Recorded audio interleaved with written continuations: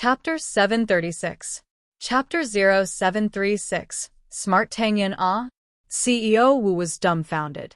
That's right, he didn't ask and competed with Tang Yun's family. How would he know that there was a bigger house in the building next door? Then can I change it? I'm sorry, your information is already online. You can't change it. The sales lady shook her head regretfully. Forget it. I don't need this little money. I'll buy something I like. CEO Wu gritted his teeth and comforted himself. That's right, we'll buy a bigger house with the same amount of money. Mrs. Tang was delighted. She turned to Fatty Lai and asked, then can we get a discount on this house? Yes, why not? Fatty Lai thought about it and said, how about this? The house just now was sold for 250,000 yuan because of the competition with Andi. So, I'll give you a discount of 250,000 yuan for this house. It'll still be 950,000 yuan, and the other discounts won't change. How about it? Manager Wang, is that okay? Since CEO Lai said so, how could Manager Wang say no? This property belonged to CEO Lai. He was just an employee. So, he quickly said, okay, if CEO Lai says it's okay, then it's okay. But Manager Wang was shocked. What was the relationship between these people and Lai Changyi? He had actually slashed 250,000 yuan in one go, and he would still be able to enjoy other housing discounts after that. This level of strength was simply unprecedented. Baldi CEO was already depressed. He had wasted 250,000 yuan to buy a small house. This money was enough to buy a big house. But in order to show that he was rich, he endured it. But this CEO Lai used his own money to give Mrs. Tang a discount. Wasn't he cheating them? He almost rolled his eyes and fainted. This act was such a failure. He felt like an idiot. Not only did he not cheat Tang Yun's family, but he cheated 250,000 yuan of his own money. Not only did they get a house that they liked, but it was also cheaper by 250,000 yuan. Just as he was feeling depressed, Shaoli came back with an electric rice cooker, a microwave oven, and an electric kettle. She said happily, honey, I've won so many prizes. I've saved money on home appliances. What's the use of these things? Greedy. The bald CEO Wu had lost 250,000 yuan for nothing, and he was unhappy. Seeing that Shaoli was still so happy after drawing a few lousy prizes, he immediately became angry. It's fine if it's the grand prize and first prize, but why are you showing off these lousy prizes? Hurry up and leave. Are you going to embarrass yourself here? Baldi CEO Wu really couldn't stay any longer. It was too stifling. He felt that he had suffered a huge loss today. He had never suffered such a loss before. Shaoli was suddenly at a loss of what to do after being scolded by Baldi Wu. She was pulled out of the sales office by Baldi Wu. Mrs. Tang pursed her lips and sneered at the two of them. What the hell? Are you dumbfounded? Mrs. Tang had been depressed about not being able to buy a house. Now that she had finally found one, it was snatched away. How could she feel good about that? But now, she was so happy that she was about to jump high. Lin Yi's face was still big. He casually gave her a discount of 250,000 yuan. With such a discount, she would smile even in her dreams when she went home. Accompanied by Fatty Lai and Manager Wang, Mrs. Tang went to look at the house again. This time, she was even happier than before. This house was obviously much bigger. The previous house had 3 bedrooms and 1 living room. This one had 4 bedrooms and 1 living room. The layout was similar, but there was an extra storage room. The price was the same as the previous one. It was so worth it. Okay, I'll take this one. Mrs. Tang didn't hesitate this time. Shaoli, it's great that my Xiao-Yi has a friend like you. You're flattering me. Fatty Lai wiped his sweat. I'm lucky to have a good boss. Otherwise, I wouldn't be so powerful right now. Even Lu Tianyi has to be respectful when he sees me now. In the future, House Lai will also be a noble house, and the biggest one at that. They won't even bother to be on the same level as the 4 small noble houses of the 5 worlds. Fatty Lai was very farsighted. He felt that Lin Yi would one day soar into the sky. As long as he followed in Lin Yi's footsteps, glory and wealth would be at his fingertips. Under Manager Wang's personal supervision, the contract was quickly signed. Mrs. Tang paid the money and got a chance to draw a prize. "Auntie, I'll take you to the draw." Who was Manager Wang? He was a shrewd person in society. If he wasn't, he wouldn't have been able to become the manager of the sales office. He could tell that Mr. Lai wasn't Mr. Lin's friend. It was obvious that he was trying to curry favor with Mr. Lin. A discount of 250,000? How was that a discount? It was simply a huge loss. But Manager Wang didn't show it on his face. He was prepared to give Mrs. Tang some more benefits. Mrs. Tang knew that her luck wasn't good. She didn't think that she would win anything in this kind of lucky draw. But the introduction was very good. She had a 100% chance of winning. That Shaoli got 3 appliances. How could she lose? If she could get a microwave or a water heater, she would save a lot of money. Mrs. Tang couldn't help but ask, "Manager Wang, that person got 3 times. Can I get 3 times 2? If it was someone else, Manager Wang would look down on them. He already gave you a discount of 250,000. Why do you care about these small prizes? But Manager Wang was looking for a chance to please Mrs. Tang for Fatty Lai. How could he not agree? He smiled. "Annie, you can go and get 3 times 2. Good, good. Mrs. Tang beamed with joy. Tang Yin looked at her mother helplessly. When her mother walked away, she turned to Lin Yi and whispered, "Thank you. What are you thanking me for?" Lin Yi smiled. "You know the answer." Tang Yin humphed and ignored Lin Yi. Lin Yi was embarrassed that Tang Yin saw through him. It seemed that Tang Yin wasn't stupid. The main problem was that Tang Yin knew that Fatty Lai was his follower. It was normal for Tang Yin to be suspicious. Fatty Lai didn't feel embarrassed when Tang Yin saw through him. He walked over with a smile. "Boss, sister-in-law, are you satisfied with the house?" "It's fine as long as you don't lose anything," Lin Yi hinted. "I didn't lose anything. I sold it at the cost. I'll buy it for sister-in-law's family when I'm building a house." Fatty Lai smiled. Chapter 737. Hit the jackpot. She knew that she owed Lin Yi too much, and she didn't know how to repay him. That was why she had such thoughts. After all, she was Lin Yi's girlfriend, not his wife. "Okay, thank you." Tang Yun thanked Fatty Lai. "What are you thanking me for?" "It's nothing. Besides, if it weren't for you guys, I wouldn't have earned that extra 250,000 yuan. Fatty Lai smiled and shook his head. "Auntie's luck is pretty good. Maybe you'll get a big prize." As they were talking, Mrs. Tang came to the lottery table and drew a card. She looked at it and saw that it was an electric water heater. Mrs. Tang was overjoyed. An electric water heater cost 1 to 2,000 yuan, and she got it for free. Not bad. Congratulations, Mrs. Wang, for winning an electric water heater. The MC threw the card back into the lucky draw box, then handed Mrs. Tang a ticket and congratulated her loudly. The lottery cards were used repeatedly, not limited. In other words, everyone had a chance to win the first prize or first prize. However, there was more than one electric water heater card, and there was only one special and first prize card. But even so, it also aroused the enthusiasm of those buyers. Everyone had a chance, and it was not like there would be no chance after being selected. So many customers who had bought a house were there, waiting for the arrival of the god of luck. Mrs. Tang pulled out another card. On it was an induction cooker. Although it wasn't worth much, only about 1 or 200 yuan, Mrs. Tang wasn't discouraged. Instead, she was happy. Who would complain about having too much free stuff? Mrs. Tang continued to draw, and no one suspected anything. After all, there were people who bought multiple houses, garages, and parking lots. They all had a chance to draw. The MC congratulated Mrs. Tang and gave her another voucher. Mother Tang was a little nervous when it came to her last lucky draw. She didn't dare to take it out. Deep down, she wanted to win the grand prize or first prize. Even though the chances were slim, who wouldn't want to win the grand prize? Plus, if she won the special prize, she'd be able to save on the renovation and extra money.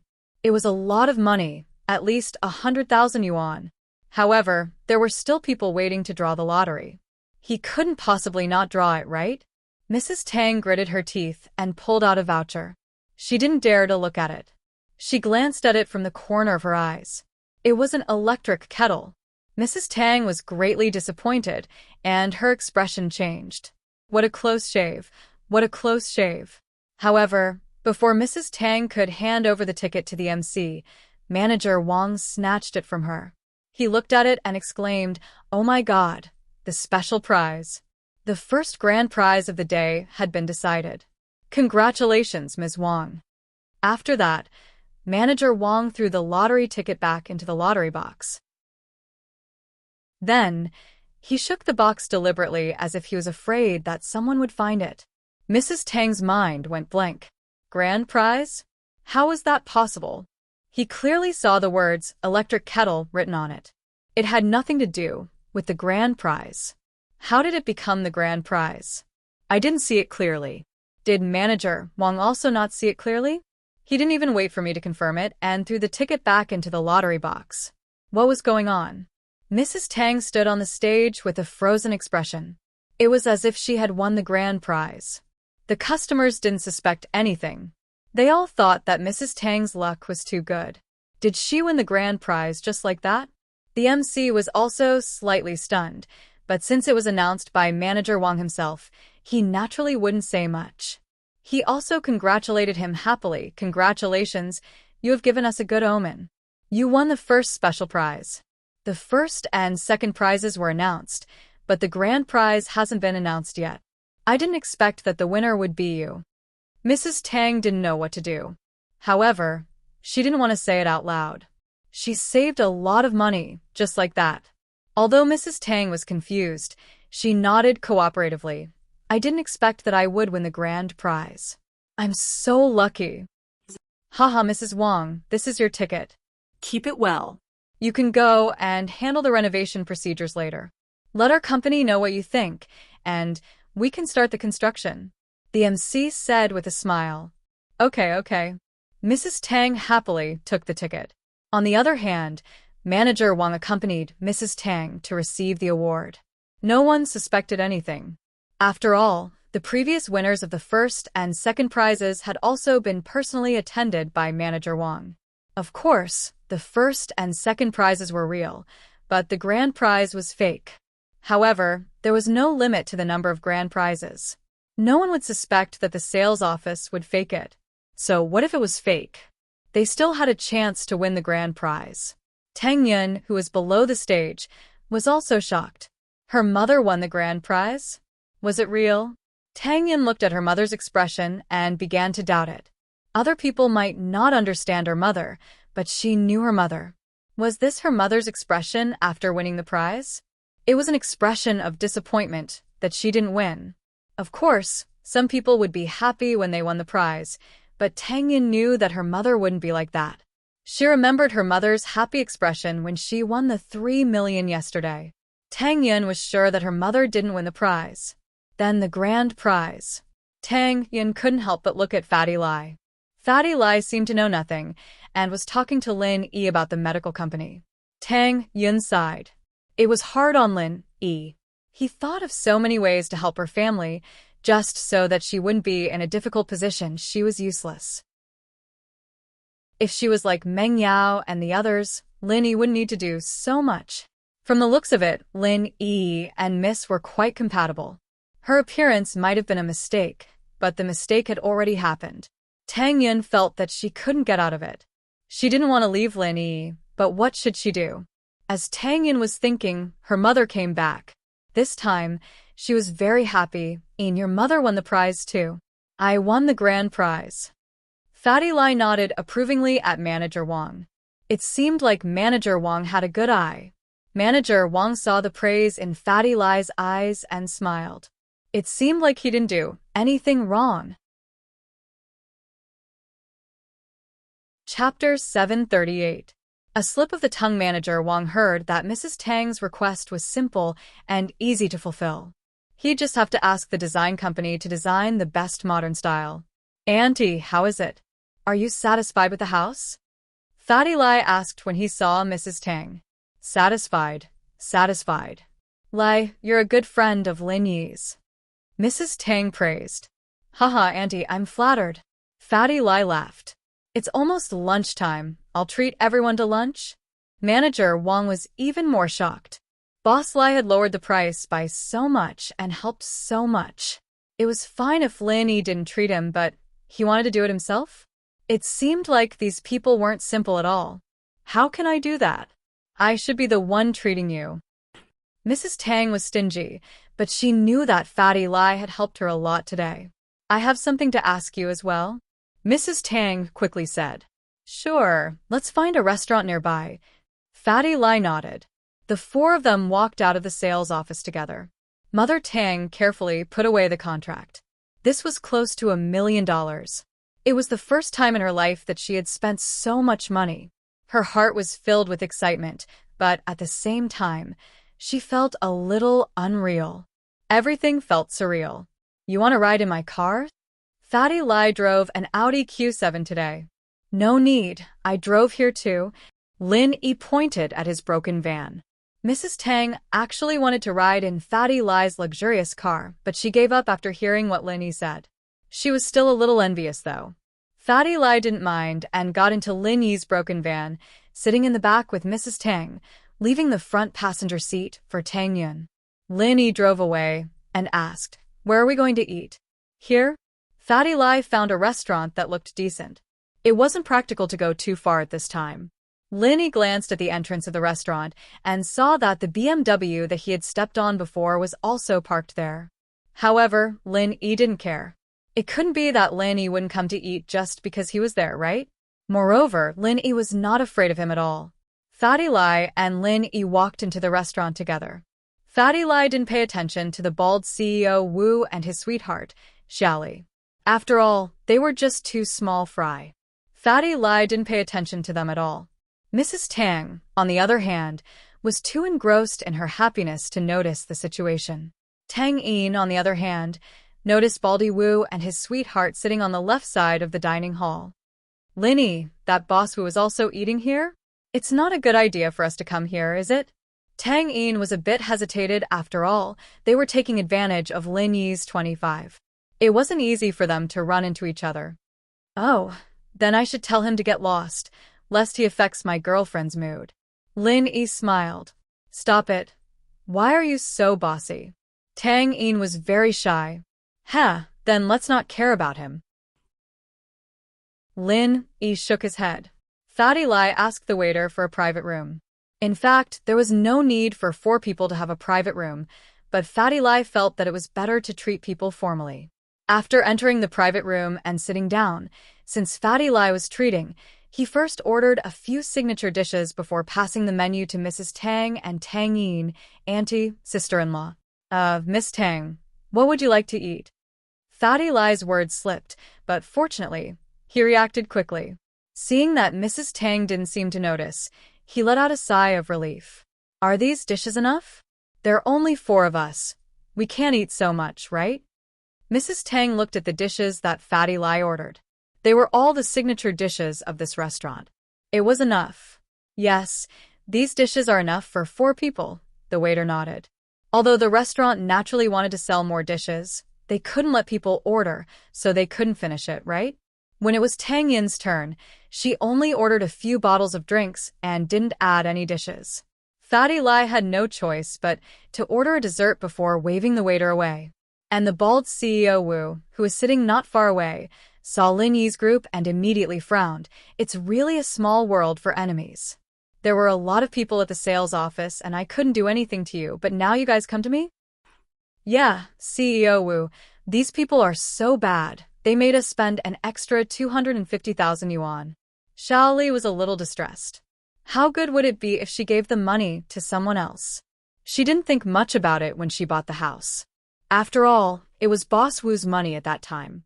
But now that the house was hers, Xiaoli also felt that the extra money she spent was her own. If I don't find someone to teach them a lesson, I won't be able to calm down. CEO Wu was actually thinking that he would find someone to beat up Lin Yi and force him to leave Tang Yin. At that time, he would appear forcefully and gain the favor of Tang Yin's family. Then he wouldn't be far from getting the beauty. Yeah, CEO Wu. Aren't you under Sihua Bro's protection? Why don't you find Sihua Bro? Xiao Li suggested. That's what I'm planning to do. CEO Wu nodded. His taxi company was under the name of Sihua's company, and he paid Sihua a huge sum of money every month. How else would he be able to dominate the taxi industry in Songshan and become the leader of the taxi industry? Because he had Sihua backing him, the other taxi companies didn't dare to say anything. Who dared to provoke Sihua? CEO Wu dialed Sihua's number. Sihua had just finished the silver needle removal surgery with his brother. This surgery left Li Delay crippled.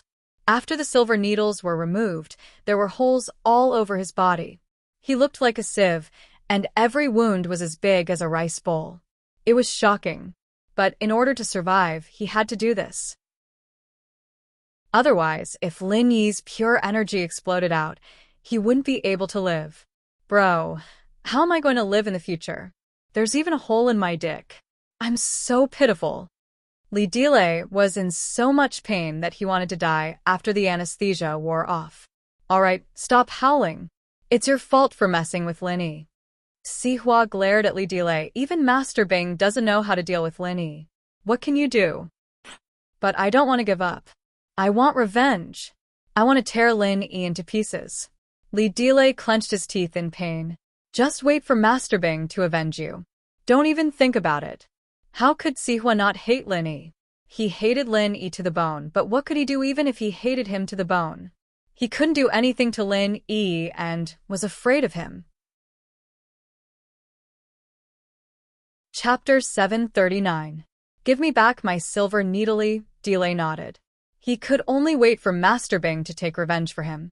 Lin Yi was too strong. Even his brother wasn't his match. Sihua comforted Li Delay and received a call from Baldy Wu when he left the ward.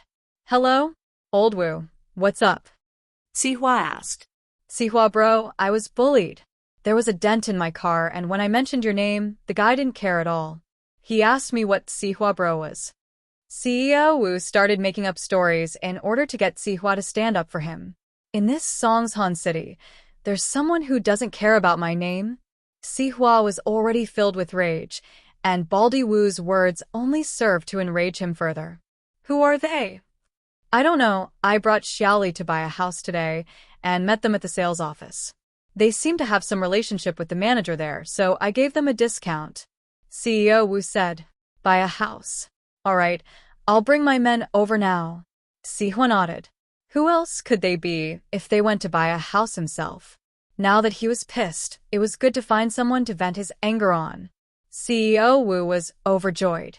He felt that the money he gave to Sihua all these years wasn't in vain. Sihua really helped him when he was in trouble. Sihua actually valued Baldy Wu quite a lot. Although Baldy Wu always used Sihua's name to do things outside, Baldy Wu really did bring back a lot of money every year. 5 million a year as tribute was considered a huge amount for Sihua's businesses. As a result, Sihua couldn't just leave Baldy Wu in a lurch. He brought his men over personally to show that he was taking care of Baldy Wu so that he would be able to give him more money when the tribute came at the end of the year. It was troubled times now, and Sihua was extremely poor. Building Qibing skyscraper was already enough for him, and now he had to build another one. He used up all his savings, so of course he wanted to get more money. It wasn't long before Sihua brought his men over. CEO Wu was overjoyed. Sihua bro. Here. Sihua nodded as he walked over with his men. I say, Old Wu, you're someone with a lot of reputation. Why are you eating in the main hall? It's just 2 people. It's just a casual meal. There's no need to put on a show. Baldy's CEO Wu said quickly. All right, where are the people you mentioned? Take me there. I still have other things to deal with. Sihua felt that it would be beneath his status to deal with this kind of thing personally, but he didn't have anyone else he could use. Zhang Long and Li Yao were both killed by Lin Yi, and Zhong Fabai was in the hospital right now. He really didn't have anyone else he could use, so he had no choice but to deal with it himself. But this made CEO Wu very touched. Sihua bro, it's in that room over there. I'm honored that you came in person. Don't worry, I'll increase the management fee by 10% this year. Well said, well said. Sihua thought to himself. It seems like you're quite smart. It's not a waste for me to come in person. Sihua brought Su Jiaonong and a few of his underlings to the front of the room. The waiters of the restaurant also saw this scene, but at this moment, they didn't dare to come forward. After all, Sihua's group didn't look like they came with good intentions, especially those underlings. They were all burly men with tattoos all over their bodies. Kick the door, Sihua said faintly. Okay. CEO Wu was emboldened this time. With Sihua by his side, what was there for him to be afraid of? So, with a bang, he kicked the door of the room. This kick, he used all his strength. But who knew that the door of this restaurant wasn't sturdy at all, and it didn't even take a kick. It wasn't even locked. The kick was too strong, and he fell directly into the room. With a plop sound, he laid on the ground, prostrating himself. Sihua was so angry that his teeth itched. He really couldn't be helped. They were here to cause trouble, and you actually kowtowed the moment you entered the room. What are you doing? Sihua had no choice but to lift his leg and enter the room. He couldn't show any weakness. CEO Wu's sudden appearance made Lin Yi and the others stunned. Was there something wrong with this person? As for Sihua, when he entered the room, he wanted to act cool and shout, but when he saw Lin Yi in the room, he suddenly froze. CEO Wu naturally didn't see Sihua's expression clearly. He was still like a dog eating mud. With great difficulty, he climbed up from the ground and pointed at Lin Yi and shouted, Sihua bro, it's this kid. He's the one who kicked my car. He didn't even put you in his eyes. Sihua's back was covered in cold sweat. Lin Yi? Why was he so unlucky? He was helping his underlings, and he still had to meet Lin Yi. He didn't put me in his eyes, did he? Not only did he not put me in his eyes, he also didn't put Master Bing in his eyes. But what could he do to him? Sihua was a little embarrassed. He didn't know what to say. He wanted to say that they came to the wrong room and leave with his underlings, but this CEO Wu revealed the truth. He had no way to smooth things over. Lin Yi. Sihua was a little embarrassed. Sihua bro, are you here to give me the silver needles? Lin Yi looked at Sihua and said faintly, your brother's silver needles have been removed, right? Give them back to me quickly, they're quite expensive. Sihua's expression instantly became very interesting. The silver needles still had to be returned? Wasn't this too much?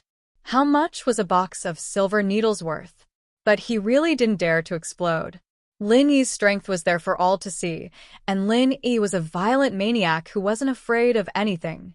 He even dared to hit Master Bing, let alone Sihua. Sihua didn't want to be crippled by Lin Yi. He could only force a smile and said, it's just a box of silver needles. Why do you care? Oh, you like silver needles? Do you want me to give you a few more? Lin Yi said as he took out the box of silver needles from his pocket. Sihua looked at the box of silver needles, and his face turned ashen. What the fuck? What was the meaning of this? Did Lin Yi want to put a few more silver needles on his body? Sihua couldn't take that. He said hurriedly, I don't like it, I'll go get the needles now, and send them to you immediately. Sihua didn't dare to say anything else, and he turned around and left the room. Jiaonong and the others who came with Sihua saw that he was leaving and quickly left as well. Chapter 740. Sent back CEO Wu was someone who had seen the world. He could tell that the situation wasn't looking good. Ever since Sihua saw the person in the room, he didn't plan to help him at all. And from the looks of it, Sihua was afraid of the person in the room. That was why he left with his tail between his legs. I'm sorry. I went to the wrong room. This meal is on me. It's my treat. CEO Wu wasn't an idiot. He knew that if he didn't understand the situation, he would only be waiting for death. Even Sihua couldn't afford to offend this person. How could he, CEO Wu, afford to offend this person? All right, hurry up and leave. Don't disturb our meal. Mrs. Tang waved her hand and signaled that Baldy Wu could leave. She felt great in her heart. You don't like it? You found someone? So what? My son-in-law would scare them away. So what if it was Sihua? Although he was a famous person in Songshan and was a legend in Mrs. Tang's eyes, it seemed that he was just a coward. Mrs. Tang thought that she would become a famous person in Songshan in the future. Even Sihua wouldn't be her opponent. CEO Wu quickly turned around and left. After leaving the room, he returned to his seat with a face full of dirt. CEO Wu, what happened just now? Why did Sihua bro leave so quickly? Xiaoli didn't follow him and didn't understand the situation. Don't mention it. We're unlucky this time. We met a big shot. Even Sihua bro doesn't dare to offend him. Just admit it. CEO Wu knew that he couldn't handle it anymore. He didn't force himself. Waiter. The waiter quickly came over. They also saw the big commotion caused by the bald President Wu previously. However, since the parties involved didn't say anything, they wouldn't meddle too much. Sir, how may I help you? The waiter quickly asked. The bill for that room is on me. CEO Wu pointed at Lin Yi's room and said to the waiter.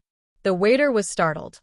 It was obvious that CEO Wu went to that room to cause trouble. Why was he paying the bill now? However, the specifics had nothing to do with him, so after being stunned for a moment, he quickly nodded and said, Yes, sirs. After the waiter left, CEO Wu heaved a sigh of relief. F***CK, if I knew that the person in that private room was so awesome, I wouldn't have provoked him. Isn't this just looking for trouble? What right did they have to provoke someone that even Sihua couldn't afford to offend? But at this moment he was a little afraid. Boss Wu, will they take revenge on us? I don't think so. We're just small fries. If he's looking for someone, he'd be looking for Sihua. He doesn't even know who we are. Baldy Wu was rather optimistic. I think we should hurry up and leave. Don't stay here. What if they come out later and see us still here? What if they come to trouble us? Xiaoli was still a little worried. Who's going to pay for them if we leave? Baldy CEO Wu said, I was very sincere just now. They didn't make things difficult for me. Clearly, they don't care about me at all. So don't be afraid. Let's continue eating. Xiaoli couldn't eat anymore. She took a few sips of her drink and sat at her seat, waiting for Lin Yi and the others to finish eating. CEO Wu did the same, sitting on pins and needles, waiting for Lin Yi and the others to finish eating. Sihua got in the car and went straight to the hospital. Naturally, Su Jianong knew who Lin Yi was. He also knew that it was because of him that Sihua and Master Bing were so angry. Sihua bro, are we really going to get the needles for him? Wouldn't that make us look weak? Su Jianong didn't think that Sihua would really go for the needles. What if we don't? Before we think of a way to deal with this kid, we can only use a gentle and pacifying strategy. Don't provoke him. Sihua sighed. He felt very wronged. Ever since he relied on House Zhao and made his fortune in Songshan, he had never felt so wronged before. But he didn't have a choice now. The masters around him were either killed or injured by Lin Yi. His Yaowang wasn't good enough, and his poison was neutralized. How was he supposed to fight Lin Yi? Su Jianong thought about it and agreed. What could he do if he wasn't weak? If he couldn't win, he could only be bullied. Sihua asked Su Jianong to get the needles from the hospital and return to the restaurant. CEO Wu was waiting for Lin Yi to finish his dinner, so he could pay the bill. But before Lin Yi finished his dinner, Sihua came again. CEO Wu was overjoyed when he saw Sihua. Sihua wouldn't be here for revenge, would he? But upon closer inspection, it didn't seem to be the case at all. This time, only Sihua and Su Jianong entered the restaurant. The lackeys from before were all gone. CEO Wu quickly stood up to greet Sihua, but Sihua waved at him impatiently. Sihua came to Lin Yi's room and knocked on the door carefully. After getting permission, he entered. Lin Yi, I've brought the needles. Sihua gritted his teeth as he placed the needles on the table. Oh, thank you. You can leave now. Lin Yi nodded. All right. Thank you for the 3 million yesterday. My girlfriend's family bought a big house. You're welcome. Sihua felt his face burning. He was considered a big shot, but he was treated like a clown. Sihua didn't even know how he walked out of the restaurant. It was too embarrassing. It was too embarrassing. If he knew this would happen, he wouldn't have come. Not only did he not do anything to Lin Yi, but he was also humiliated by Lin Yi. If he didn't take revenge, he wouldn't be able to eat or sleep in peace. Sihua decided to go back and discuss with Master Bing how to take revenge on Lin Yi. After returning to the floating cloud bar, Sihua didn't hide anything. He told Master Bing everything that happened today. It wasn't a matter of shame anymore. He had lost all his face in this period of time. This Lin Yi is really arrogant. Qibing frowned after hearing Sihua's words. I came to Songshan to start a business. With Lin Yi around, everything is going to be difficult. Until now, I haven't earned a single cent, but I've lost quite a lot. Oh right, how's the Qibing skyscraper? Is it completed? It's completed. It's in the finishing stage. I found the most professional construction team in the country. This speed is the fastest, Sihua said. Chapter 741. Were you kissing? Isn't it because of Lin Yi's matter that we've stopped? Why don't we continue tomorrow? Sihua asked. Yes, continue working. Flatten that piece of land. Qibing nodded. Master Bing, according to our plans, there's an orphanage right next to the slums. Do you think we should get the land for the orphanage? The slums weren't square, but an L shape. One of the pieces of land was the orphanage. At first, Sihua didn't have any intentions towards the orphanage, but now that he'd lost 100 million on the HQ building and 3 million to Lin Yi, he'd lost a lot of money. It was going to be hard to make up for the losses with just the slums. Orphanage. Master Bing thought about it. What's the background? Nothing much. It's just a private charity orphanage. The land was donated for free. Sihua knew more about this. All right, go talk to someone and get it. We need to build a high-end modern community.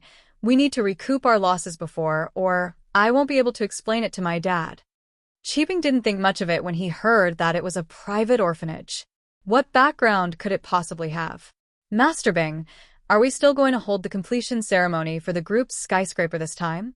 Sihua asked as he remembered the completion ceremony from the last time. What the hell? Didn't we embarrass ourselves enough last time? Master Bing glared at Sihua. Speaking of this, Master Bing was furious. You want me to attend the completion ceremony in a wheelchair? This Lin Yi is like a ticking time bomb, lying in ambush on the road. Who knows when he'll explode? If we don't get rid of him, we won't be able to live in peace. But this guy doesn't seem to be injured at all. Uncle Zhu and Yao Wang are no match for him. What can we do? Sihua was out of ideas. Huh? A ticking time bomb? Sihua's eyes lit up after hearing Master Bing's words. What's wrong with a ticking time bomb? Do you have any good ideas? Master Bing saw Sihua's expression and asked quickly. There's an old saying that no matter how good your martial arts are, you're still afraid of guns and cannons. Why do we have to fight him head-on? Why don't we use a little strategy? Sihua suggested. You mean we should use firearms against him? Master Bing paused. That time bomb thing you mentioned reminded me of something. We can install a time bomb in his car. Won't he die the moment he starts driving? Sihua finally thought of a way to deal with Lin Yi. Install a time bomb in his car? That's a good idea. But isn't this opportunity hard to come by? Master Bing found Sihua's suggestion to be quite a good one. At the very least, he wouldn't have to fight Lin Yi head-on. Who knew if Lin Yi had recovered his strength? How about this? Who cares if he has recovered his strength or not? I'll just blow him up with a bomb. Let's see if he can still be so arrogant then. I have an idea, Sihua pondered and said, but we might need to spend some money. Spending money doesn't matter. As long as we can kill Lin Yi, what's the point of spending money? Once Lin Yi is dead, we'll be able to earn back the money we spend now. Qibing waved his hand nonchalantly. That'll be easy. Sihua said, when the time comes, we can do this and this. Sihua told him his plan. After listening, Master Bing pondered for a while and nodded. All right, let's do that. Get someone to arrange this immediately. The faster the better. I don't want Lin Yi to live in this world for even a second longer. Don't worry, Master Bing. Leave this to me. I have my ways. Sihua nodded. After Lin Yi and the others finished their meal, Fatty Lai wanted to pay the bill but found out that CEO had already done so. Fatty Lai didn't reject it anymore. He knew that this was Lin Yi's capability, so he promised to treat him next time. He didn't want to disturb Lin Yi anymore, so he took a taxi and left. Lin Yi drove Mrs. Tang back to the hospital. Mrs. Tang had just bought a house, so naturally, she needed to discuss the layout with Tang Juqing. Lin Yi and Tang Yun, on the other hand, went back to school. "Thank you for today," Tang Yun said to Lin Yi when she got off the car. "There's no need to thank me," Lin Yi smiled. "You still owe me a kiss, right? When will you honor it?" Tang Yun blushed immediately. She remembered that she had promised him before. She didn't honor it. She wanted to reject it, but she suddenly remembered that Yushu said that she and Meng Yao had kissed Lin Yi before. Tang Yun was a little angry. She was Lin Yi's girlfriend.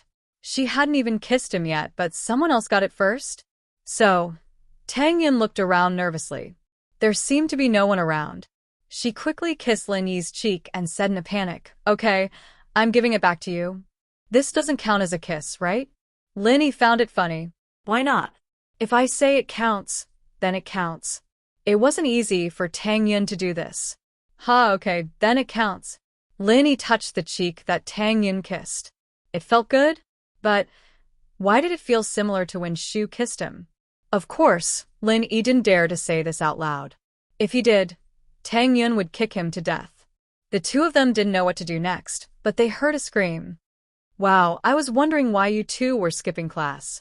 So, you were hiding here and kissing?" Lu Xinwen ran over while panting. She saw Lin Yi's car from afar. She called out to Lin Yi, but he didn't hear her. So, Lu Xinwen chased after him all the way to the food street behind the school. Then, she saw Tang Yun kissing Lin Yi. So, Lu Xinwen quickly ran over as if she saw the big news. "Xinwen, what are you talking about? We didn't kiss." Tang Yun obviously wouldn't admit what she did. Even Lu Xinwen wouldn't admit it. Otherwise, if Lu Xinwen knew, everyone would know. "Did I see it wrong? I clearly saw you kissing Lin Yi." Lu Xinwen wasn't that gullible. "We were whispering." Tang Yun glared at Lu Xinwen. "You're making a fuss. Why aren't you in the classroom? What are you doing here?" Chapter 742. Group Photo. "Oh, we went to buy a house this morning," Tang Yun said. Her heart was filled with sweetness when she talked about buying a house. In the past, she didn't even know if she could survive if something like this happened to her family, not to mention buying a house. Now, her family was probably the one with the best situation in the slums. While everyone was waiting for their houses to be demolished, her family was already living in a building. Lu Xinwen was envious. "Yun, you're so lucky.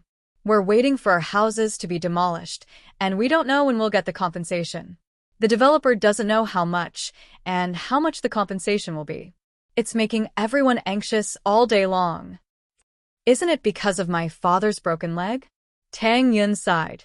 She didn't know if it was because of her father's broken leg or because she met Lin Yi. Tang Yun saw the drastic changes in her family and remembered it in her heart. It was all Lin Yi's credit, so Tang Yun would sometimes treat Lin Yi with gratitude. "If someone pays me 3 million, I'd rather have both my legs broken."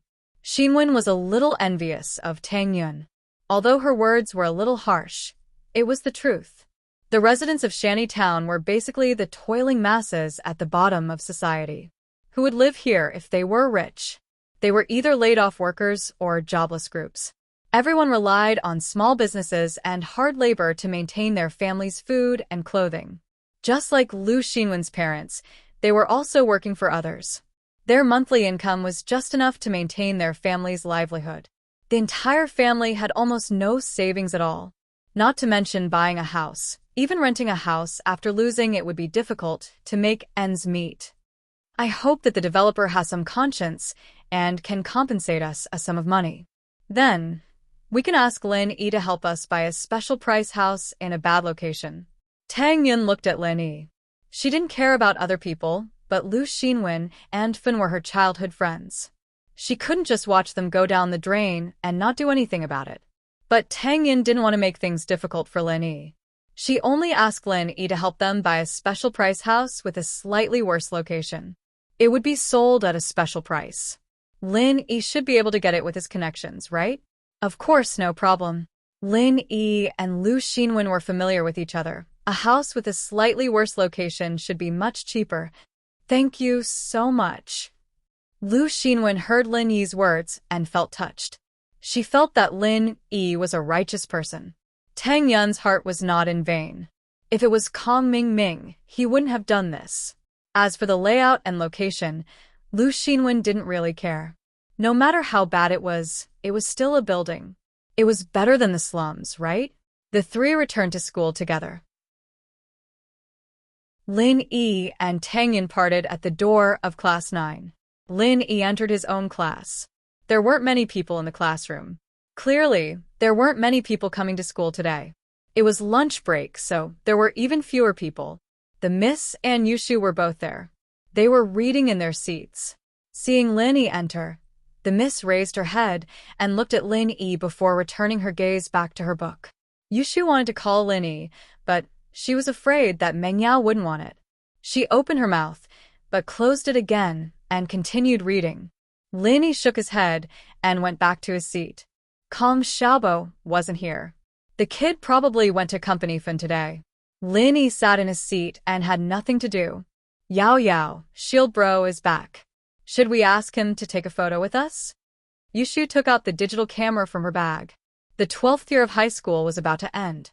Since there weren't any classes today, Meng Yao and Yushu brought their camera and took some photos in the school. They wanted to record the last part of their high school life.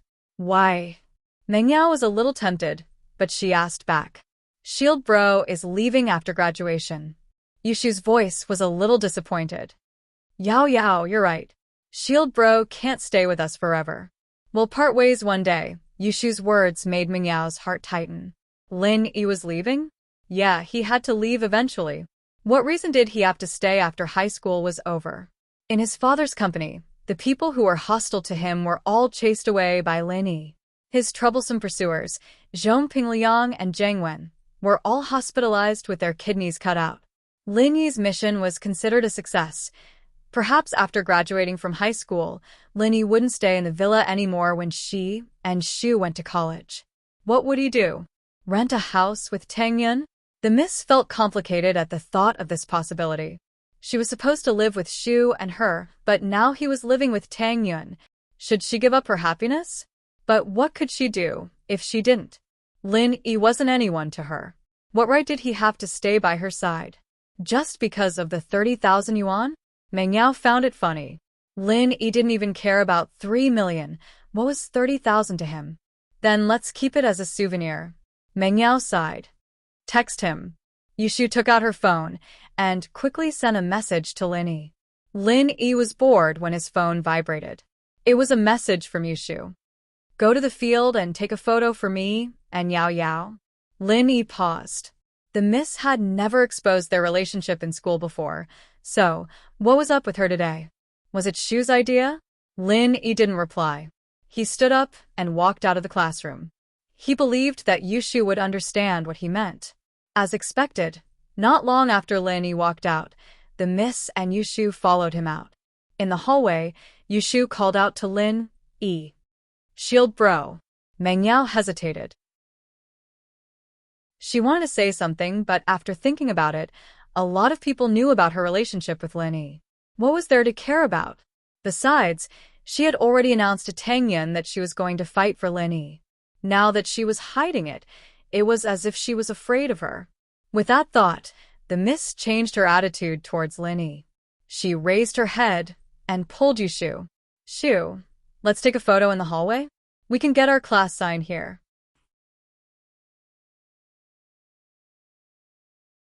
Chapter 743. You'll take pictures for us, Lin Yi took the camera and nodded. The classrooms of 12th Class 5 and 12th Class 9 weren't too far away from each other. Yushu's Shield Bro was a little out of place, and Tang Yun was sitting by the window in the hallway. The windows were always open in the summer, so she heard it as well. She was very sensitive to Yushu's unique way of addressing Lin Yi. She raised her head and saw Lin Yi taking pictures of Meng Yao and Yushu. Tang Yun frowned. She couldn't figure out whether or not Meng Yao and Yushu liked Lin Yi or not. Or did one of them like Lin Yi or not? Or maybe they didn't like him. Xinwen heard Yushu's voice as well.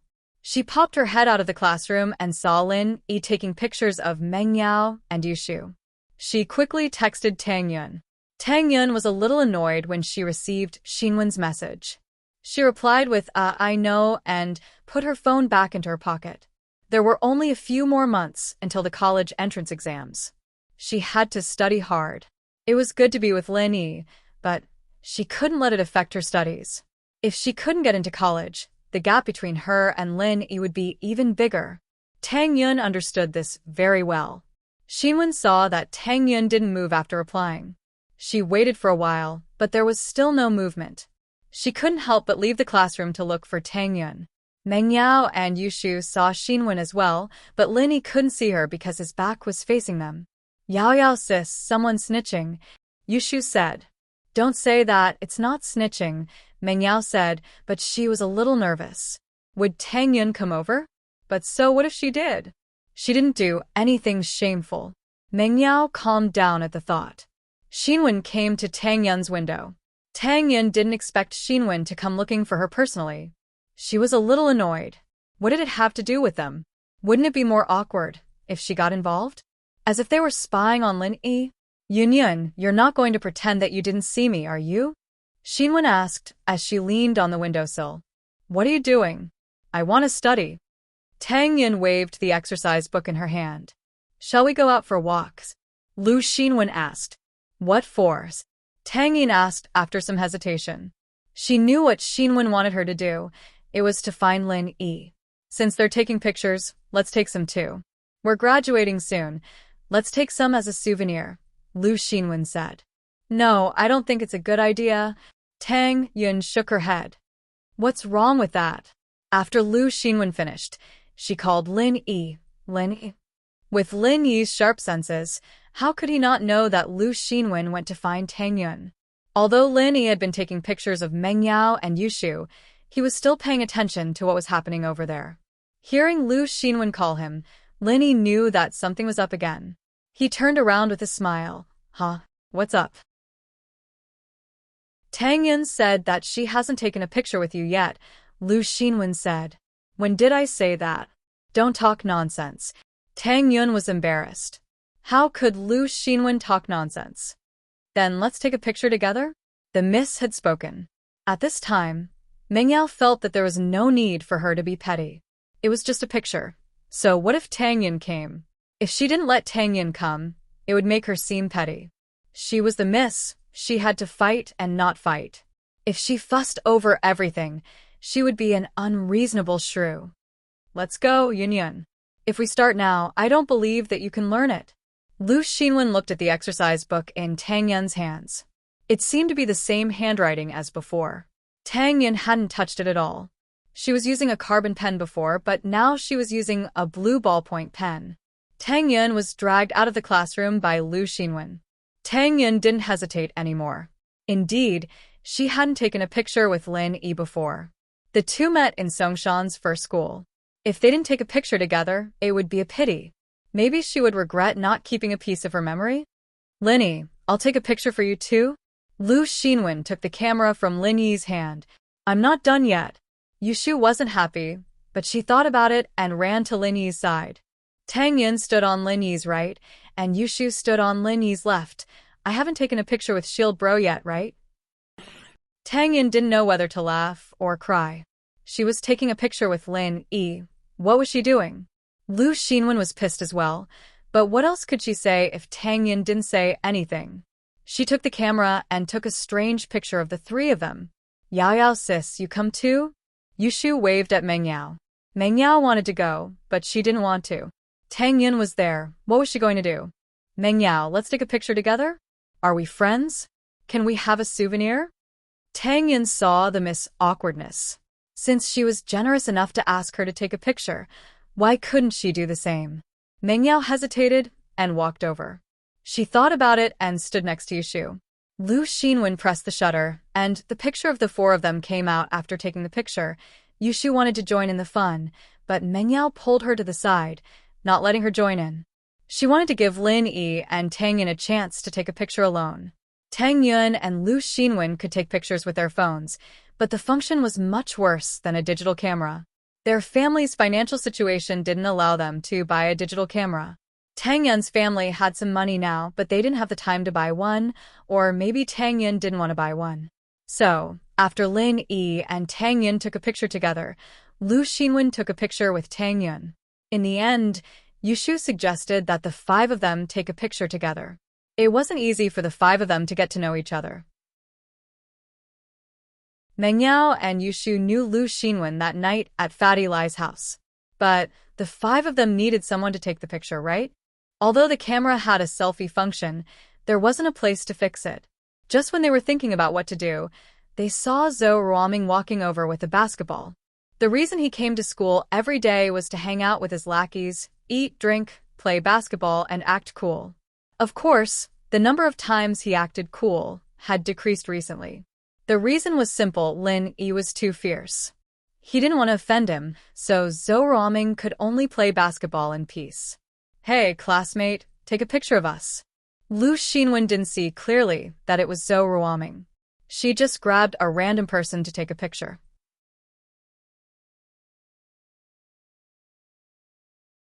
Chapter 744. The rise of House Zhonghe had just started to behave himself in school, and now someone was asking him to take a picture? Ruoming was about to open his mouth to curse when he raised his head to see Lin Yi and Tang Yun beside Xinwen, as well as the Miss and Yushu on the other side. He shut his mouth with a gah, thankful that he'd opened his mouth a little slower, otherwise he'd be in trouble. Other than Xinwen, he couldn't afford to offend any of these people. Fuck, he was so unlucky, running into so many people after playing basketball. But on the surface, Zhou Ruoming put on a flattering smile. Isn't this boss Lin Yi and sis-in-law Tang Yun? Long time no see, looking for a photographer? I'm a professional. I've been to many private photo gatherings. Private photo? What's that? Tang Yun paused, not knowing what Zhou Ruoming was talking about. Huh? Zhou Ruoming realized that he had said something wrong and felt a little awkward. It's a private photo. Oh, Yao sis, is it a photo of a female celebrity in a dating show not wearing any clothes? Yushu asked, does he want to take nude photos of us? Ugh, no, that's not what I meant. Zhou Ruoming jumped. Taking nude photos of the women beside Lin Yi? Wasn't he looking to die? What I meant was, I'm very good at taking photos. Oh, go ahead then. Yushu didn't say anything else to Zhou Ruoming and stood beside Lin Yi, waving at Meng Yao. Yao sis, you stand on Shield Bro's right. Meng Yao didn't bother with Yushu, standing beside her instead. Tang Yun was still standing next to Lin Yi, and Xinwen was beside her. Zhou Ruoming took a group photo with the five of them and ran away with his tail between his legs. Who knew if Yushu would come after him? In the afternoon, most of the students came back. Pengzhan Industries' press conference was over and all the parents and students knew what had happened. It was a black-hearted businessman who wanted to ruin the school's reputation and poison the cafeteria. As a result, the school had nothing to do with this incident. The police had already arrested the suspect, and the parents let their children go back to school. The homeroom teacher, Miss Liu, came back with a mission. She was one of the few people in the school who knew the inside story. Pin Liang was the culprit, but he was also the victim. It was because of losing a kidney that his mind was twisted. He was laughed at by his classmates, and that was why he went to such extremes. To put it bluntly, he lacked love, warmth, and care. As a result, Miss Liu organized a group of students to visit Pin Liang at the hospital. In fact, other than Yushu and Lin Yi who liked to laugh at Pin Liang, the others had more or less received benefits from him. Especially when Pin Liang invited them to the beach a while ago. Who would laugh at him? However, it was normal for them to look at him strangely. After all, everyone was curious. They wanted to know what was the difference between a person without a kidney and a normal person. Therefore, before this visit, Teacher Liu held a short class meeting for the whole class. Everyone, our classmate Zhongping Liang has found a suitable kidney and just had a kidney transplant. He's now in the hospital. As a group, we should pay him a visit. After all, he's a member of our third grade class 5. Miss Liu said. This activity is voluntary. If you want to go to the hospital, Get ready and wait at the school gate. The school's bus is already parked there. If you don't want to go, you can study in the classroom. The bus came from the press conference, so they didn't have to wait. They got on the bus and went to the hospital. They were in their third year of high school, so they didn't have much time to interact with each other. They listened to Miss Lu's words and stood up, ready to visit Pin Liang. Let me emphasize one point. You must not look down on Pin Liang. You must give him enough warmth and love. Let him feel the care of the group. Miss Lu reminded. Who wants to go through this kind of tragedy? Pin Liang is already pitiful enough. We can't let him be sad. Everyone nodded, thinking back to how they'd looked at Pin Liang with that weird gaze earlier. They wondered if that had hurt or confused Pin Liang in any way. Meng Yao didn't want to visit Pin Liang. It would be better if he died. Why would she care about him? But as the Miss of Pengzhan Industries, the daughter of the school's chairman, she could not go. How would people think of her if she didn't go? Even if she didn't care, she had to think about her father's reputation. She couldn't let people say that Pengzhan's daughter was cold and heartless. She didn't even visit her classmate in the hospital. So, although Meng Yao was unwilling, she still stood up with Xu and left the classroom. Lin Yi didn't care. It was Meng Yao's decision. If the miss went, he would go. If she didn't, why should he go? This was the second time the whole class came to visit Pin Liang. Fabai wasn't surprised when he received the call from Miss Lu. He knew that his plan had worked. His son had successfully deceived the police and the school's sympathy. He had turned the suspect into the victim. Pin Liang, you are getting more and more mature. You did well this time. It's a happy ending. Fabai hung up and praised his son. Your classmate is coming to the hospital to see you. He's on the way. Of course. How can a person grow without setbacks? I was too naive. I was played by Meng Yao and Yushu. Pin Liang nodded. I won't be so stupid in the future. And it's good that you can think it through. Fabai patted Pin Liang's shoulder. You're ready to give up on Meng Yao, right? It's too early to say whether I'll give up or not. But when I soar into the sky, Meng Yao will be my toy. Pin Liang laughed coldly.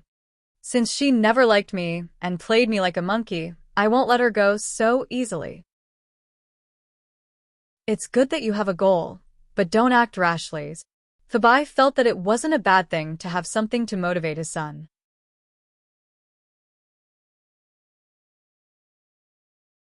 Chapter 745. Whose kidney? Of course.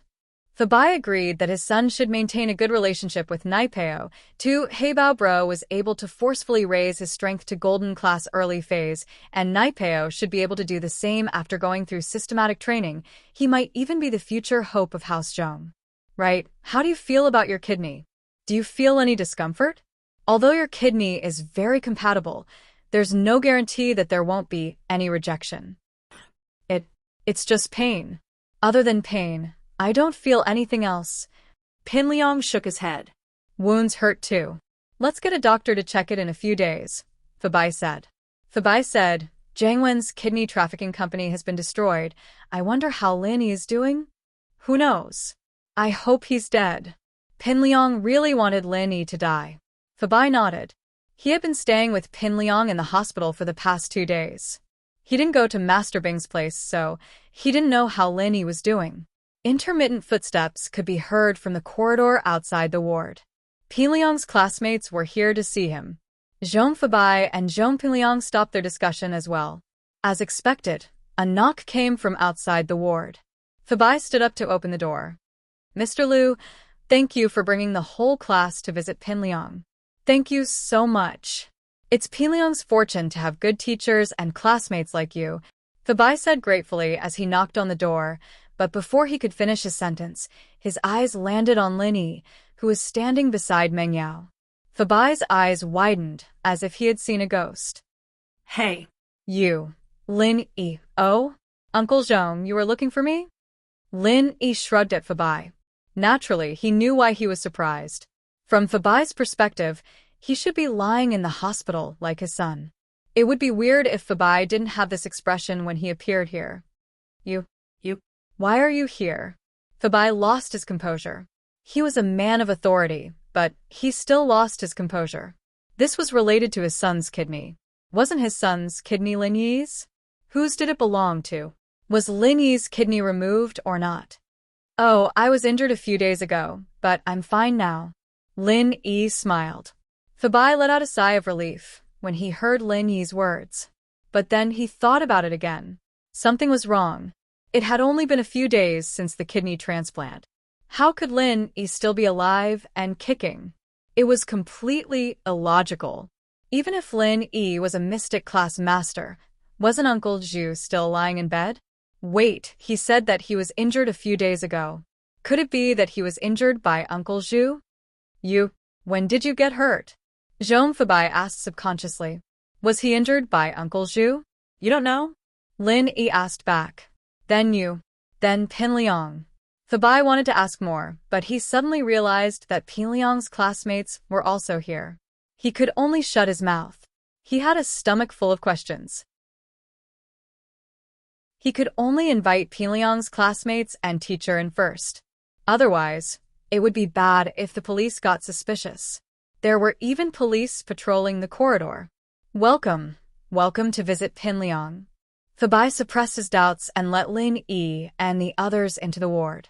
Pin Liang was lying on his side on the bed. He was originally welcoming his teacher and classmates with a smile. He was about to say a few words of gratitude when he suddenly saw Lin Yi among them. He was stunned. Didn't Lin Yi's kidney get removed? He should be lying in the hospital now. How could he still come to visit him? How was it possible? Oh, Pin Liang classmate, I heard that you are now a healthy person with 2 kidneys. As long as it doesn't reject you, you will be the same as us. You don't have to worry about it. Yushu wanted to mock Pin Liang, but when she remembered what Professor Liu said before, she changed it to comfort him. However, this consolation sounded a little awkward. If it didn't reject him, then it would be the same. But what about rejection? Thank you. Pin Liang's mind wasn't on Yushu's sarcasm at all. Even if Yushu scolded his mother right now, he wouldn't feel much. At this moment, all his thoughts were on Lin Yi. Did Lin Yi give his kidney to him or not? If he didn't, then whose kidney did it belong to? Wouldn't that mean rejection? He suddenly remembered what Yushu said before. As long as it didn't reject him, then he would be the same as them. Was Yushu hinting at something? Pin Liang knew that Yushu and Lin Yi had a close relationship. Did Yushu know something then? Was she hinting at him that his kidney wasn't Lin Yi's? In other words, it wouldn't be a match and there would be rejection soon? At that thought, Pin Liang's mind went blank and his eyes started to glaze over. The illusion from before was completely gone at this moment. He was delusional enough to think that he could become a golden class master after getting Lin Yi's kidney, but now it seemed like his kidney wouldn't be a match. Pin Liang didn't know how he'd gotten through all this time. His classmates and teachers were trying to comfort him, but he didn't hear a single word they said. His mind was filled with thoughts of Lin Yi, his kidney, and Yushu's innuendo. His kidney wasn't Lin Yi's? Now it seemed like it was 80% true. Otherwise, Lin Yi wouldn't be so kind as to visit him after his kidney was removed. He might even kill him. But Lin Yi didn't do that, and he even came to visit him openly. Then wouldn't he be? Pin Liang was still lying on the bed with a sluggish gaze after the teacher and students left. No one knew what he was thinking. The teacher and students thought that Pin Liang was too weak after the surgery and didn't want to talk. They didn't think much of it and left the ward after a simple glance at him. Lin Yi looked at Pin Liang meaningfully as he left. The kids' kidneys weren't showing any signs of rejection yet, were they? Zhong Fabai frowned. Obviously, he also thought of this tragic possibility. His son's kidney wasn't Lin Yi's. Did he get the wrong kidney? But Jiang Wen's kidney trafficking organization had been annihilated. It was impossible to find out who his son's kidney belonged to now. He didn't even know who to look for. Even if Jiang Wen wasn't caught, he must have escaped, and he wouldn't be able to contact him. Zhong Fabai sighed. Why was his son's life so hard? He finally got a kidney and it still didn't match.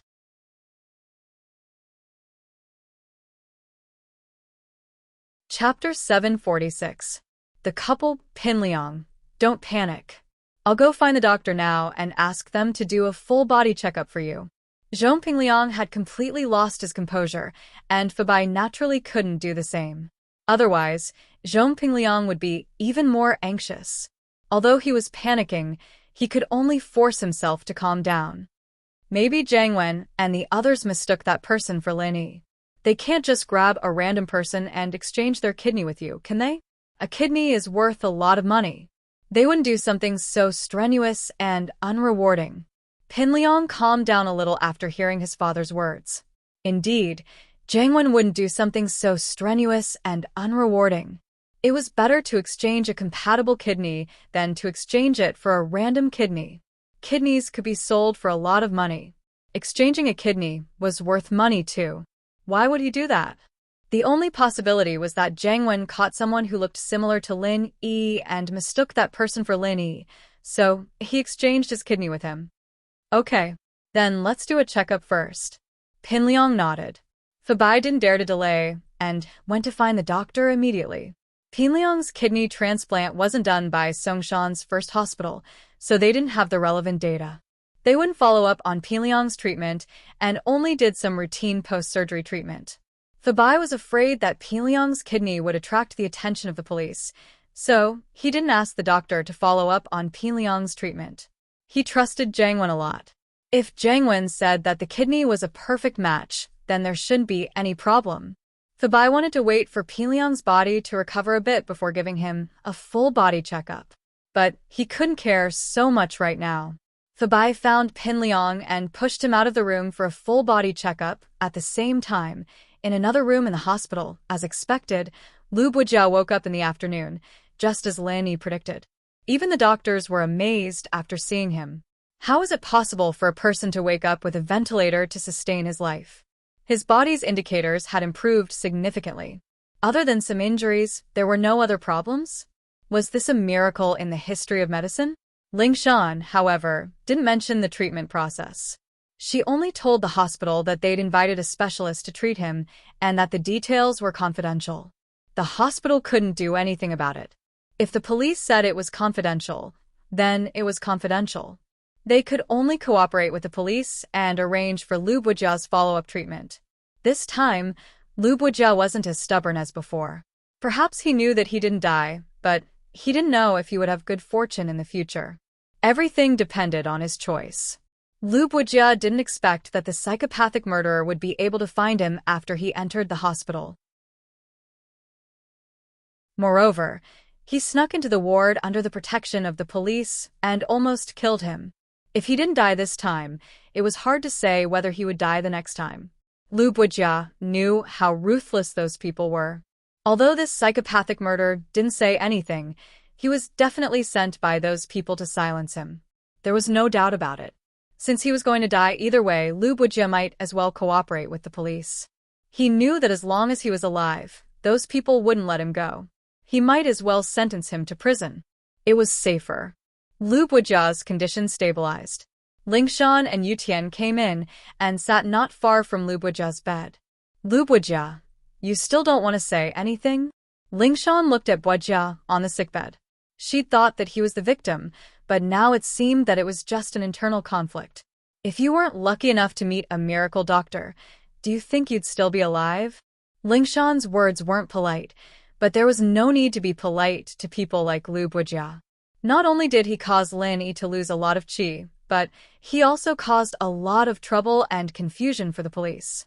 After Lu Bujia woke up, he heard from the doctor about the time he was unconscious and the situation.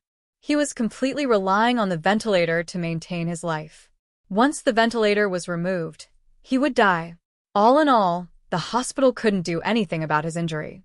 The police invited an expert from somewhere to treat Lu Bujia, and that was how Lu Bujia was able to get out of danger. You guys, how much do you know? Lu Bujia asked with a bit of hope in his heart.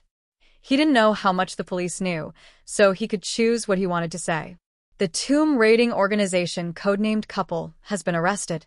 Chun Yutian didn't say that the two leaders of the couple were killed. Instead, he said that they were caught. This was to give Lu Bujia psychological pressure that the police had found evidence of his crimes. According to their confession, you are also one of the tomb robbers, and you are also involved in their next plan. This time your family was killed because of the other tomb robbers, right? Lu Buijia didn't know that Chen Yutian was right. Yutian didn't say it in detail, but he basically said the truth. But the more he said it, the more Lu Buijia thought that the police already knew most of the situation. After all, the couple was arrested, and the police would be able to find out everything about him. Couple thief? What do they do? Tomb raiding? What does that have to do with me? Lu Buijia tried to ask. He didn't believe that the couple would give him up as soon as they were arrested. This didn't make sense. He didn't have any conflict of interest with them. There were rules in the tomb raiding business. If you went in and bit people, then you might attract revenge from your peers. Even if you went in, you still have family, right? If they couldn't get revenge on you, they would get revenge on your family. Therefore, after many grave robbers were caught, they would only confess to their own problems. As for the other grave robber organizations and their sales channels, they would not say much. Otherwise, their families outside might very well incur the wrath of others. Haha, you're thinking that it's unrealistic for the couple to only give you up, right? Lingshan had been a police officer for many years, and she knew how to read people's expressions. She knew what Lu Buijia was thinking just by looking at his expression.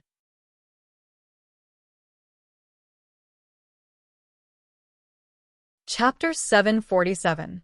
Chapter 0747. Seeing Lin Yi, he believed that even if the couple mentioned him, they wouldn't say too much. They couldn't even explain their own crimes, so why would they mention him? In fact, the couple didn't mention anyone else, but we found a work handbook from them. There are some clues in it. Chen Yutian smiled and passed a copy to Lu Buijia. Lu Buijia's face changed when he saw the copy of the notes Chen Yutian handed over.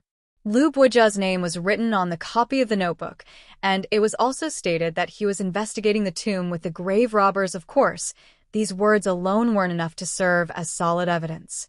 However, the key point was that Lu Buijia didn't know that the couple had been killed during their resistance. Therefore, as long as the police interrogated the couple about Lu Buijia, they wouldn't be able to hide anything.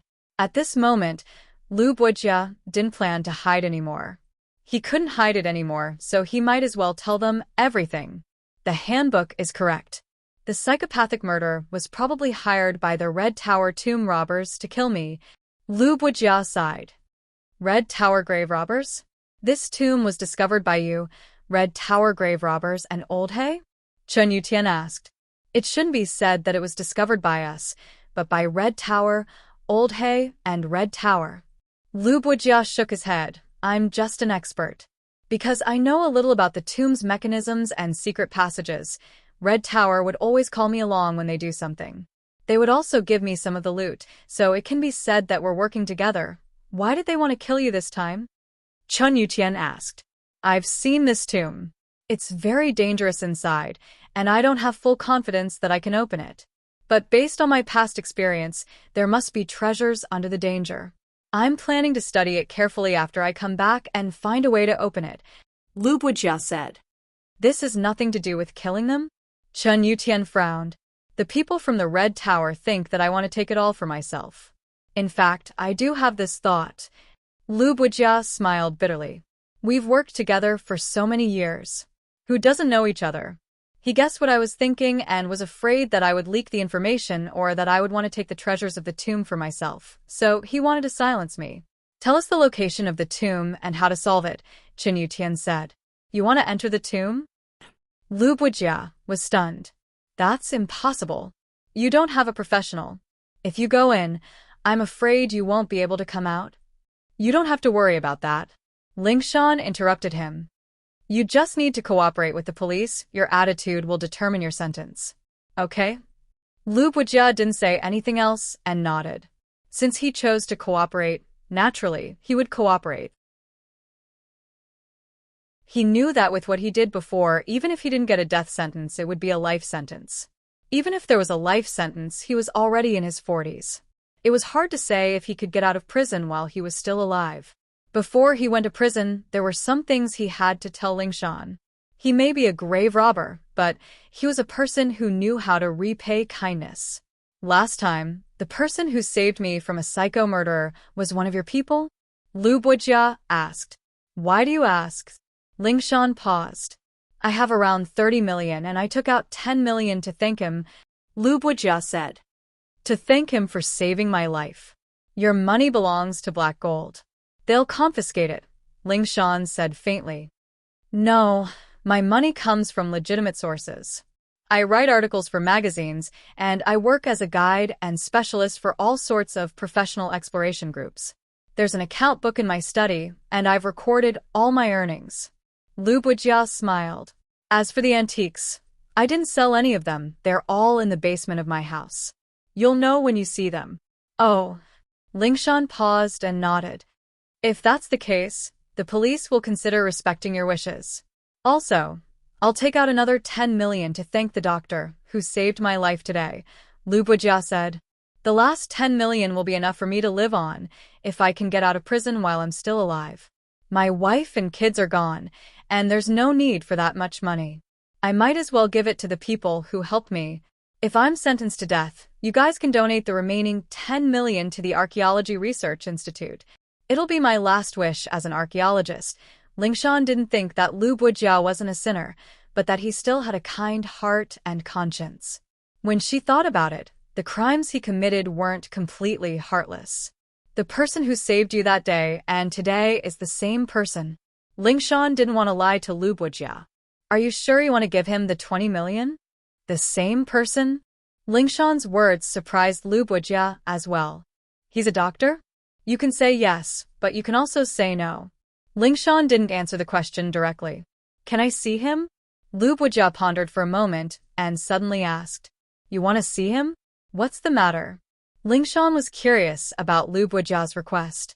He saved me and I want to give him some benefits. Lu Buijia said. Can you help me contact him? What kind of benefits? Lingshan asked curiously. It doesn't have anything to do with my case, so I don't have to tell you. Lu Buijia was a bachelor as well. It didn't matter if he went in or not.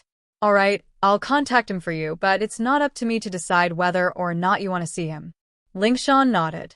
If this benefit was given to someone else, she might ask, but since Lu Buijia said he wanted to give something to Lin Yi, she didn't want to ask. She still wanted Lin Yi to get some benefits, or else Lin Yi would lose a lot of pure qi. Lu Buijia nodded. I'm tired. I need to rest. I'll give you the information when I recover. Lingshan and Yutian didn't stay long and left the room.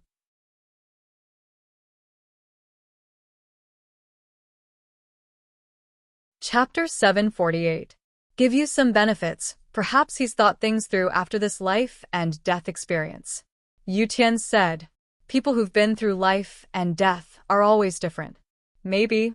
Lingshan nodded as she dialed Lin Yi's number. Lin Yi had just finished visiting Pinliang when he got a call from Lingshan. What's up? Lu Buijia woke up and wants to see you. Lingshan said. Wants to see me? Why do you want to see me? Lin Yi couldn't understand why Buijia wanted to see him. He said he wanted to thank you and give you some benefits? Lingshan said. He said he wanted to give you 20 million as a reward, but I told him you're a doctor, so he wants to see you and give you some benefits. Oh. Lin Yi was a little puzzled. What kind of benefits would Buijia give him? But since it was something good, Lin Yi had no reason to reject it.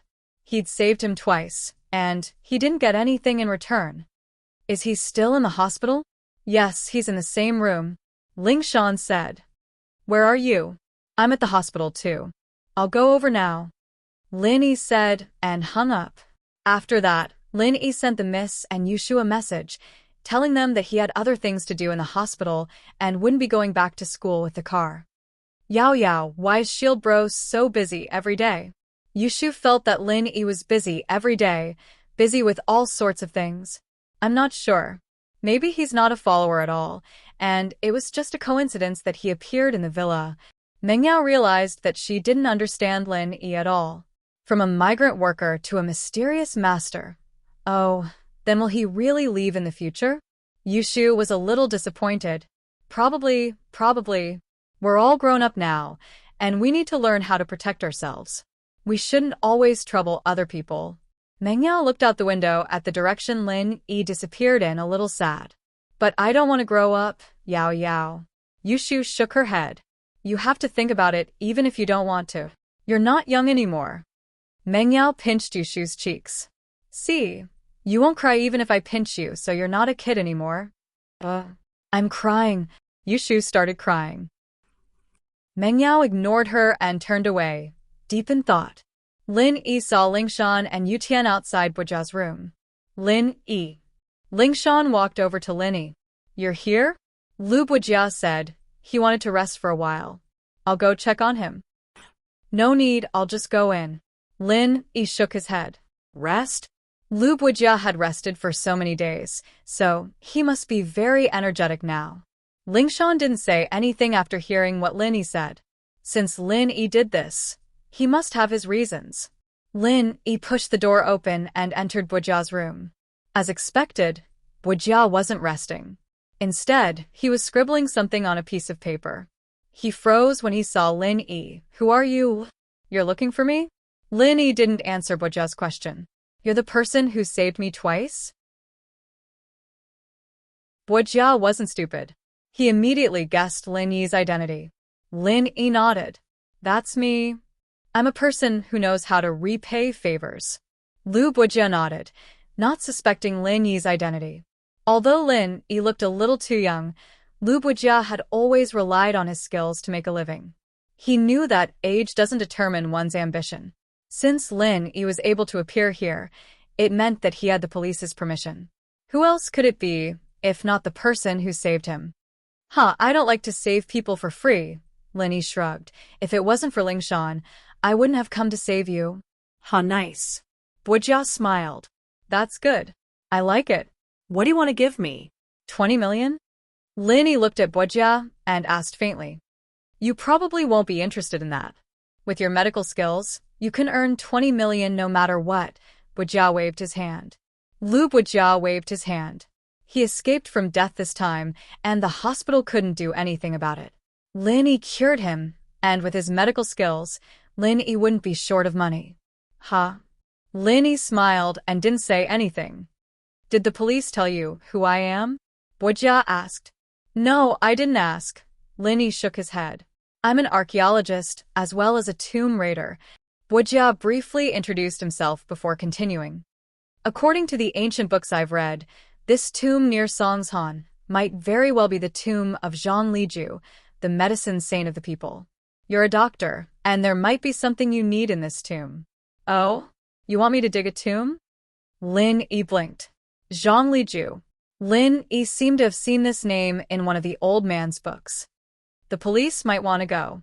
With your relationship with the police, you can go as well.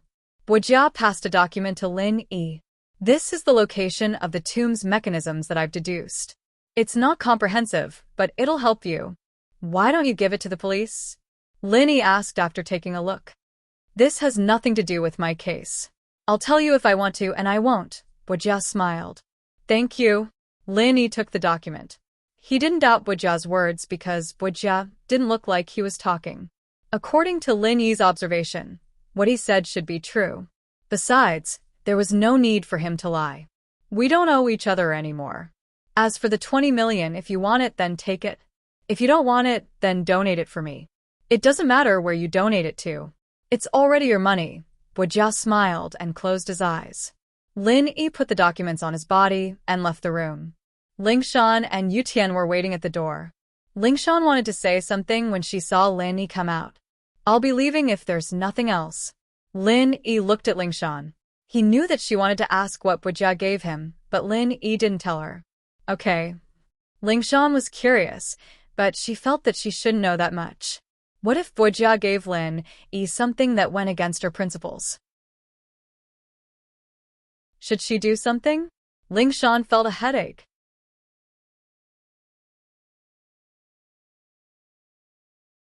Chapter 749. Trouble Again. Lingshan's. Yutian saw Lingshan staring blankly at Lin Yi's back, feeling bitter. Lingshan paused, coming back to her senses. What's wrong? Nothing, Mr. Lin's already gone. Yutian smiled. I understand. Lingshan sighed. I'll go back to the police station first. You staying here? I'll stay here. Yutian sighed.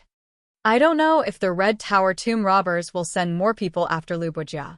I've already contacted the local police, and they'll send people to help me.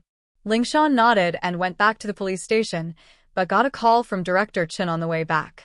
The contents of the call, on the other hand, made Lingshan very depressed.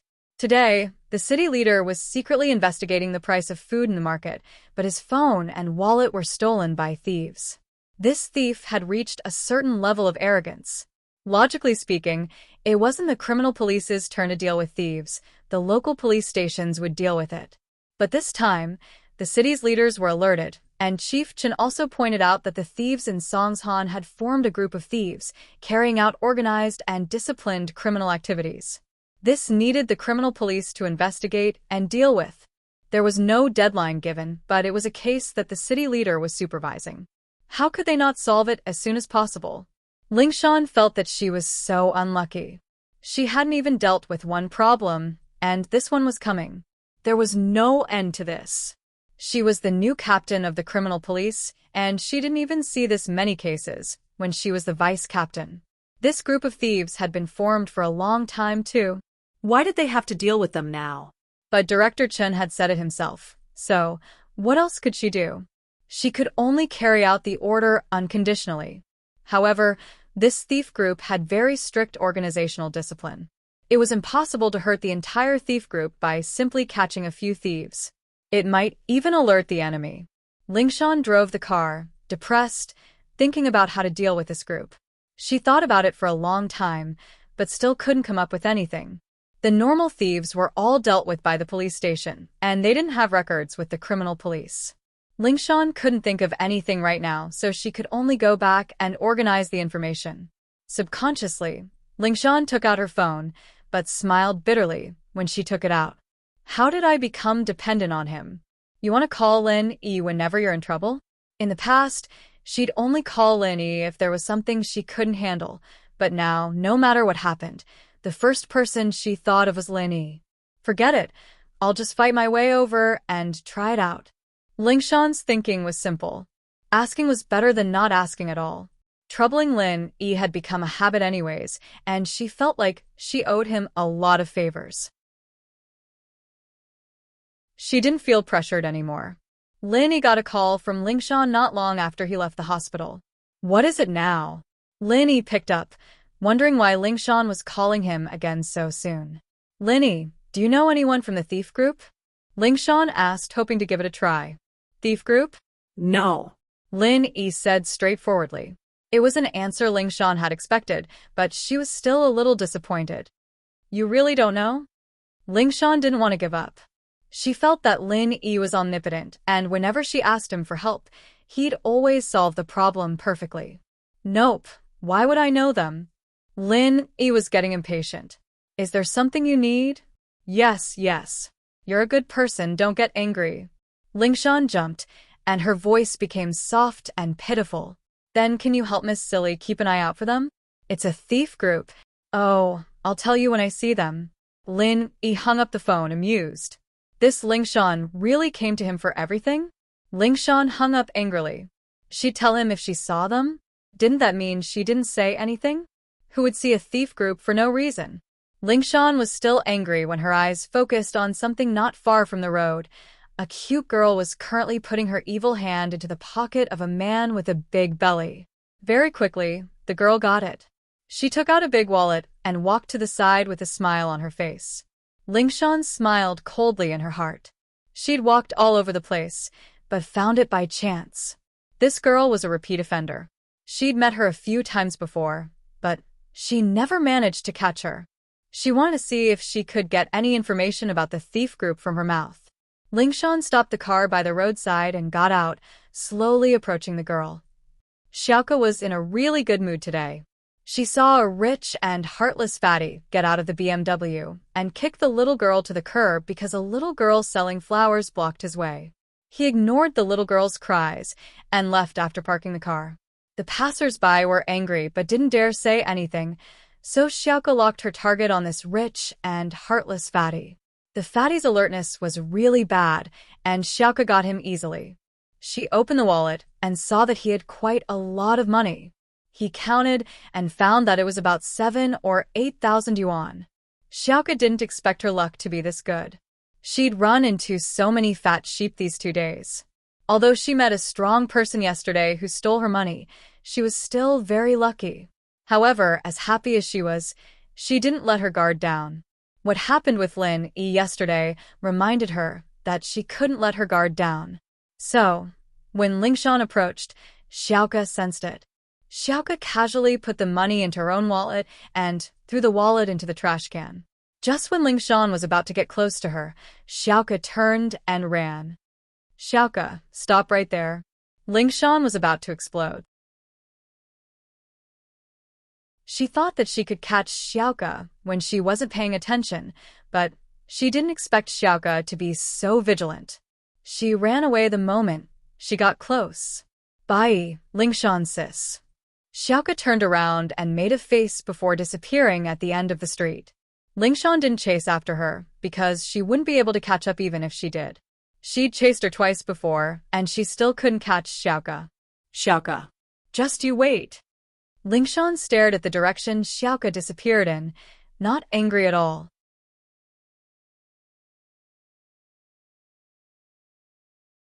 Chapter 750. Zhong Pingliang's tragedy in the hospital. Zhong Pingliang's medical report came out very quickly. The results shocked Fabai and Zhong Pingliang. The kidney showed signs of rejection and necrosis. It had to be removed as soon as possible. The kidney is damaged? Zhong Pingliang looked at the report in disbelief. Fabai, on the other hand, was smoking and pacing back and forth in the ward. This was the worst result. Although he had expected it, he still had some hope when he expected it. But now there was no hope at all. Fuck, Jiangwen my ass. He tricked me. Zhong Pingliang was so angry that he threw the pillow on the bed to the floor. Pingliang, don't be rash. You are still a patient. Don't get angry. Fabai was also very angry. This Jiangwen, if you didn't want to replace Pingliang's kidney, then why did you have to replace it with someone who is not a match? Of course, Fabai didn't believe that Jiangwen didn't know about it. In the doctor's words, 2 days of rejection meant that the kidney wasn't a match at all. Didn't they do a matching test? Dad, what should I do? The kidney I just replaced is damaged? Zhong Pingliang was in despair. I thought I would be a normal person in the future. But now, no matter what, we should listen to the doctor and remove this kidney. Otherwise, the damage will be even worse if the kidney dies in the body. Fabai sighed and made a decision. As for Jiangwen, we will have plenty of chances to deal with him in the future. But I really don't want to be a person with only one kidney anymore.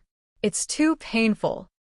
Zhong Pingliang had wanted to become a master with a golden class kidney, but now, it was as if he had been struck by lightning. All his hopes were shattered. We can look for a kidney slowly. Fabai said, if we work for Master Bing, we will have a lot of money in the future. With money, we won't have to worry about not being able to buy a good kidney. The most important thing now is to remove this kidney. That's the only way. Zhong Pingliang clenched his fist. Jiangwen, you and I are enemies. You have made me suffer 3 times. Including this nephrectomy, Zhong Pingliang had been cut 3 times. Since the decision was made, Zhong Fabai quickly contacted the hospital to perform a nephrectomy on Pingliang. The police, on the other hand, didn't suspect anything. After all, illegal agents scammed people all the time, and Zhong Pingliang was just unlucky. It took him so much effort to get a new kidney, and it was a mismatch. It died immediately. Of course, Jiangwen was lying in the ward with a face full of pain. He wanted to contact Zhong Pingliang, but he couldn't. The kidney was in Zhong Pingliang's body, and he didn't know if he could get it back. Although Jiangwen could use House And's connections to get him another kidney after leaving the hospital, a new kidney wouldn't be as good as the original one. He still didn't know that Pingliang's kidney was about to be removed. If he knew, he'd probably cry out loud. The news of Tang Yan's family buying a house quickly spread throughout the slums. Several residents of Shanty Town, who had a good relationship with Mrs. Tang, came to the hospital at that moment. They wanted to ask Mrs. Tang if there was any way. After all, after the relocation of Shanty Town, it was still uncertain what it would be like. Everyone wanted to buy another building to live in. What? Not only was it cheaper, by 250,000 yuan, they even gave us home appliances and renovations. Fun's parents widened their eyes as they looked at the excited Mrs. Tang in disbelief. That's right. Our Lil knows the big boss of the developer, and the manager of the sales office acts according to the big boss's mood. Otherwise, do you think I'm so lucky to get the special prize after getting a discount of 250,000 yuan? Although Mrs. Tang didn't say it out loud, the hint was obvious enough. In fact, she saw it clearly. She got an electric kettle, not a special prize. But when she thought about the way the manager looked at Fatty Lai, she guessed that Fatty Lai was the big boss. And Fatty Lai was very respectful to Lin Yi, acting like a little brother. How could Mrs. Tang not see that? Moreover, it was her family that asked Fatty Lai to do something for them. How could he treat them to a meal after he did it? Although Mrs. Tang didn't say anything before, she couldn't help but start bragging to her neighbors when she returned to the hospital. Lil Wang, you really found yourself a good son-in-law. Fun's mother sighed with envy. Your Fun isn't bad either. Although Mrs. Tang felt that Tang Yun found a good man, Fun was already a broken flower with a crippled leg. How could she find a good boyfriend? She was so lucky. Fun's mother froze and thought about it carefully.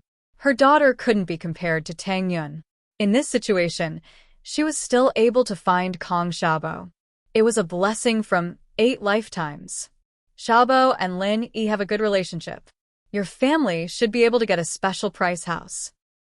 Mrs. Tang said, but the most important thing is to get the money. Without money, no matter how cheap the house is, it's useless, right? That's true. I wonder when Qibing Real Estate will come to talk about the compensation? Fun's mother shook her head. We aren't as lucky as your family. You got 3 million in one go. Sigh, isn't it because of old Tang's leg? Mrs. Tang's face bloomed with joy when she talked about the 3 million. She didn't feel sad at all. She knew that although the money was exchanged with her leg, it wasn't the case at all. If Lin Yi didn't teach Tsihua's brother a lesson, would he take out the money so easily? It was impossible. Our Fun's leg is broken, but how can we get a single cent? Fun's mother sighed. That depends on the method. Maybe we can get that Kong Ming to pay some money as well? Mrs. Tang suggested. How is that possible? How can he pay us? Fun's mother shook her head. As they were talking, Mrs. Tang's phone rang. Let me take this first. Mrs. Tang looked at the caller ID in confusion. It was an unfamiliar number. Mrs. Tang didn't have many calls. Other than Tang Yun and Tang Juqing, no one else would call her. Hello? Hello? Mrs. Tang picked up the phone. Hello, is this Miss Wang Yujia? Su Jianong tried to make his voice sound gentle. Yes, and you are? Mrs. Tang froze. She didn't know who the person on the other side of the phone was. Hello, Miss Wang. I am Su Jianong, the project manager of Qibing Real Estate, Su Jianong said politely.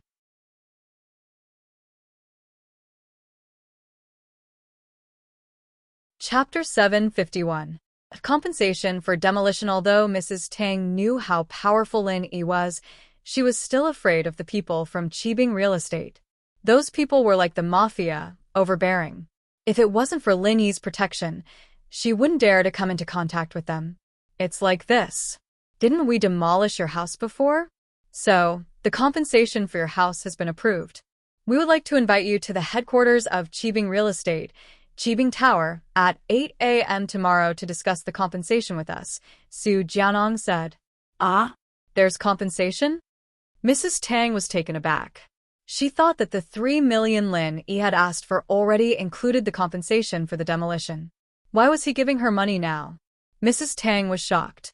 Of course, we demolished your house, so we'll naturally give you compensation, Su Jianong said. Of course, we've set the number at 2 million. You'll have to come tomorrow to discuss the details. If you think it's not enough, you can bring it up tomorrow. Okay. Is it 8 a.m. tomorrow? I'm coming over. Mrs. Tang was shocked. Another 2 million for no reason? Okay, after you arrive, take the elevator from the underground parking lot and go to the second floor.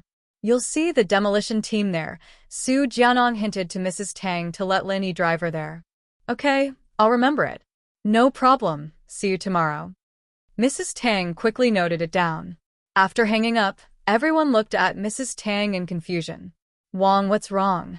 What compensation? Xiaofan's mother asked curiously. Didn't my house get demolished? Someone called Su Jianong from the demolition team of Qibing Real Estate called me and asked me to go to his company tomorrow to get the compensation. 2 million. Mrs. Tang was shocked by the number herself. Her house was worth at most 100 to 200,000. How could they compensate 2 million? Mrs. Tang's first thought was that it was Lin Yi's contribution. Wasn't Qibing Real Estate managed by Xihua and Master Bing? Could it be that Xihua was afraid that Lin Yi would cause trouble for them, so he came to please Lin Yi? Thinking about it, this was the only possibility. 2 million. When Xiaofan's mother heard this number, she was immediately dumbfounded. The other neighbors were also the same. After hearing this number, they were suddenly shocked and didn't know what to say. Your house is worth 2 million? Lu Xinwen's mother asked in surprise. They are afraid of Lin Yi. That's why they gave us 2 million. Otherwise, that broken house is not even worth 200,000, let alone 2 million. Although Mrs. Tang said it calmly, she was very happy in her heart. Like I said, our broken house is worth 2 million. We can even buy a villa with 2 million. Xiaofan's mother shook her head. It's already not bad if they can give us 80 to 100,000. Don't say that. This kind of thing depends on negotiation. Mrs. Tang laughed. Xiaofan's mother and Lu Xinwen's mother sighed. Negotiation? Our family doesn't have a powerful figure like Lin Yi, so where would we go to negotiate? Will they negotiate with us? Xiaofan's mother and Lu Xinwen's mother were a little dispirited when they thought about the gap between their family and the developer. They chatted for a while and left to discuss how to deal with the developer. Previously, they thought that Tang Yun's family was very unlucky. They were the first to get their house demolished. But now, it seemed that they were the best. After the neighbors left, Mrs. Tang immediately told the good news to Tang Yun. Qibing Real Estate Company just called me. They want to compensate us 2 million for the demolition fees. Mrs. Tang just saw a huge sum of 3 million, and now there was another 2 million. She wasn't as excited as before. They want to compensate us 2 million? Really? Tang Yun didn't believe it. Didn't they just compensate us 3 million? Why do they want to compensate us 2 million today? I don't know. Maybe they are afraid of Lin Yi.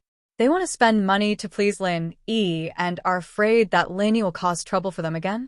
Mrs. Tang guessed yesterday that Li Xihua was quite afraid of Lin Yi, right? Please? There's no need for that, right? Tang Yun heard her mother's words and became suspicious. Although he is afraid of Lin Yi didn't say anything. There's no reason for them to give us money on their own, right? This doesn't make sense, right? Doesn't make sense? How is it not reasonable? Isn't it good that they're giving us money? Mrs. Tang felt that Tang Yun was being too careful. It's not that it's not good, but why would they give us money? Mom, I think there's something wrong with this. Tang Yun felt that something was wrong. Why would Li Xihua give them money on his own initiative? When Lin Yi asked for 3 million, he was unwilling to give it to him. Why would he give it to them on his own initiative now? Well, we know tomorrow whether there's a problem or not. Mrs. Tang didn't care. Tomorrow at 8 in the morning, they want us to go to the second floor of Qibing skyscraper to collect the compensation. Can you ask Lin Yi if he is free and ask him to go with us? Oh. Tang Yin wanted to ask Xihua what he was up to, but Xihua didn't seem to care. He gave them 3 million before, and now he gave them 2 million. Lin Yi received Tang Yun's call on the way to school. When he heard from Tang Yun that Qibing Real Estate wanted them to go to Qibing skyscraper to collect the compensation tomorrow, Lin Yi was stunned. The Qibing skyscraper is finished already? Tang Yun thought that Lin Yi would be curious about the compensation, but she didn't expect Lin Yi to ask such a question. She couldn't help but be amused by Lin Yi. Why? Do you want to demolish it again? Oh, I'll demolish it again if you piss me off again. Lin Yi smiled.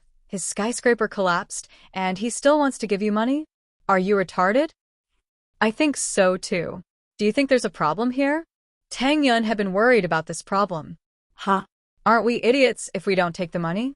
Linny didn't think there was a problem, since they're giving us money. I'll go with you tomorrow. But Tang Yun still felt that something was wrong. Even if there's a problem, what can we do? I'm here. What are you afraid of? Linny was clear that even if Li Zihua and Zhao Qibing wanted to do something, what could they do? His strength had completely recovered, and it was impossible for them to make him stay, and Tang Yun heard Lin Yi's words and nodded. Yes, with Lin Yi here, what was there to worry about?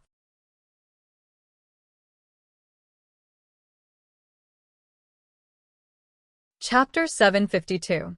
House You Came. After ending the call with Lin Yi, Tang Yun sent a message to her mother, telling her that Lin Yi would accompany her to Qibing Building to get the compensation. Mrs. Tang was relieved when she heard that Lin Yi would be accompanying her. Zihua was so afraid of Lin Yi, so she believed that he would be able to get more compensation tomorrow. From Su Jianong's tone, it seemed like the compensation could be increased. Lin Yi didn't think much about it. When he returned to school, he was relieved to see Miss and Yushu in the classroom. Lin Yi felt that these were troubled times and he should be more careful. Lin Yi's feeling was right. At this moment, in the office of Miracle Dr. Guan's medical company, Fatty Lai's office, there was an uninvited guest. Although the products of Miracle Dr. Guan's medical company hadn't officially entered the market yet, the company was already starting to take shape. It was completely reformed from the previous trading company, and only a few new departments were added. This was a piece of cake for Fatty Lai, a veteran in the business world. After Fatty Lai accompanied Lin Yi and Tang Yun to buy a house, he returned to Miracle Dr. Guan's medical company. He used the poisoning incident of Songshan's first school to make a name for Miracle Dr. Guan's medical company. Fatty Lai wanted to follow up and release his company's first product, Miracle Dr. Guan's injury medicine, into the market. Fatty Lai was preparing a marketing plan and wanted to have a meeting with the higher-ups of the company. But when he returned to the company, his secretary called. Boss Lai, there is a client who wants to see you. He said that he is from Yanjing and wants to discuss a collaboration with our company. The secretary said, Do you think? I'm already back at the company. Where is he? Fatty Lai was startled. His company's products weren't even released into the market, and someone wanted to discuss a collaboration? However, in this period of time, Miracle Dr. Guan's medical company's name was very well known. They also shone in the auctions in Yanjing. If this customer came from Yanjing, then it was possible. In the VIP client room next to the general manager's office, the secretary lowered his voice. Director Lai, this client looks very young. Age isn't a symbol of strength. I'll take a look first. Fatty Lai thought to himself. Wasn't Lin Yi young as well? But his strength was quite formidable. Fatty Lai entered the company, and all the employees greeted him. Although the company was called Miracle Dr. Guan Medical Company, the employees knew that Fatty Lai was the one in charge of the daily management, so they respected him. Fatty Lai took the elevator up and went straight to the VIP room without stopping. This was the first client he was going to work with, so Fatty Lai had to pay attention to it. The secretary saw Fatty Lai enter the VIP room and quickly stood up to welcome him. Chairman Lai, you're here. This is the client from Yanjing, Mr. Yu. Mr. Rain? Fatty Lai's eyes narrowed. His surname was Yu? Could it be someone from House Yu of Yanjing? House Yu wanted to work with him? Fatty Lai nodded and said to the secretary, Okay, I got it. You can go do what you need to do. Yes, Mr. Lai. The secretary placed the tea in front of Fatty Lai and Mr. Yu and left the meeting room. Chairman Lai, right? The young man with the surname Yu seemed to be arrogant. He didn't stand up but looked at Lai Changyi indifferently. Let me introduce myself. I'm Yu Kuan. This is my name card. Yu Kuan took out his name card and passed it to Fatty Lai. Fatty Lai didn't mind Yu Kuan's arrogance.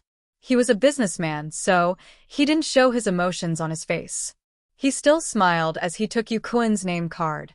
He looked at the content. House Yu Business, General Manager Assistant Yu Kuan. House Yu Business? Fatty Lai didn't doubt it anymore. This Yukun really came from House Yu. As such, it was normal for him to be a little arrogant. People from House Yu, the head of the 4 big houses and 5 small houses. People who came from there would definitely have a sense of superiority in their hearts. Hello, Assistant Yukun. Fatty Lai smiled and shook Yukun's hand. He was laughing coldly in his heart. You don't have to act all high and mighty in front of me. Sooner or later, your house you will come and carry my shoes for my boss.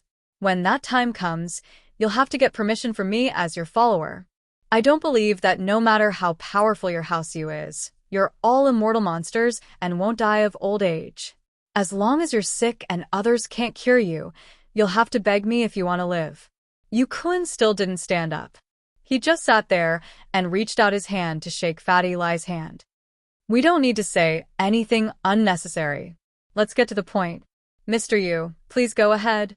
Fatty Lai nodded and sat opposite Yukun. He looked like he was all ears. Miracle Dr. Guan's medicine company's pill of life extension and toxin cleansing and injury medicine were very popular in our house use auction. I heard that your new product is going to be released soon.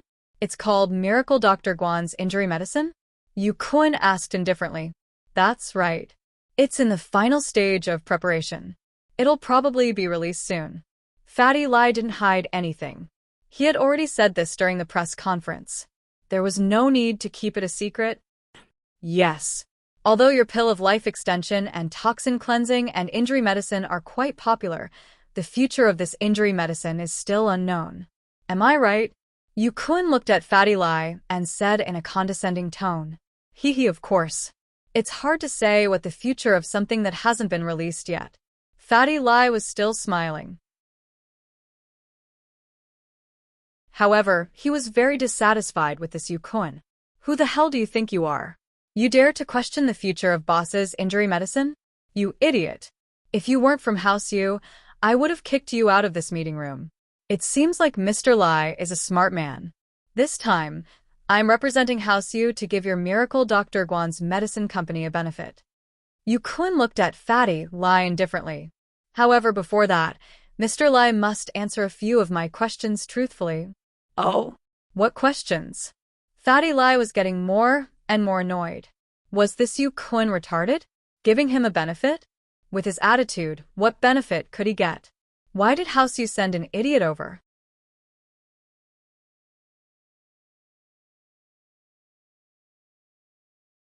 Chapter 753. For the map. Besides, if Yukun's negotiation partner wasn't Fatty Lai, but someone like House Kong, who is eager to become a noble house, then no matter what Yukun's attitude was, the other party would be grateful to him. This was House Yu's prestige, and it was also the pride of House Yu. So, from House Yu's point of view, Yukun's attitude wasn't inappropriate at all. House Yu talking to someone else was a form of charity, a form of grace. But this time, they were looking for the wrong person. In Fatty Lai's heart, Lin Yi was the supreme being. House Yu is nothing in front of Lin Yi. House Yu is powerful. Then why did you buy our pill of life extension and toxin cleansing? The question is simple. Mr. Lai once bought a broken piece of the map in our House Yu's auction. May I know why Mr. Lai bought this piece of the map? Yukun went straight to the point. He didn't think that Fatty Lai would hide anything in front of House Yu. If he was able to participate in House Yu's auction, then he must know House Yu's background. Who would dare go against House Yu? Map? What map? Fatty Lai was startled. Since when did he buy a map? Yukun looked at Fatty Lai's expression and froze as well. He was a practitioner of martial arts and was good at reading people's expressions. From Fatty Lai's shocked expression, it seemed like Fatty Lai didn't know much about the map. However, Fatty Lai suddenly remembered that he did help Lin Yi bid for a fragment of the map. Could it be that House Yu's people were here for the map? What cooperation? Benefits? Were they all excuses? Fatty Lai thought that it was possible. It was obvious that Yukun came with a purpose, and that purpose was the map fragment. What kind of secret was hidden in the map? Mr. Lai, are you forgetful? Yukun looked at Fatty Lai mockingly.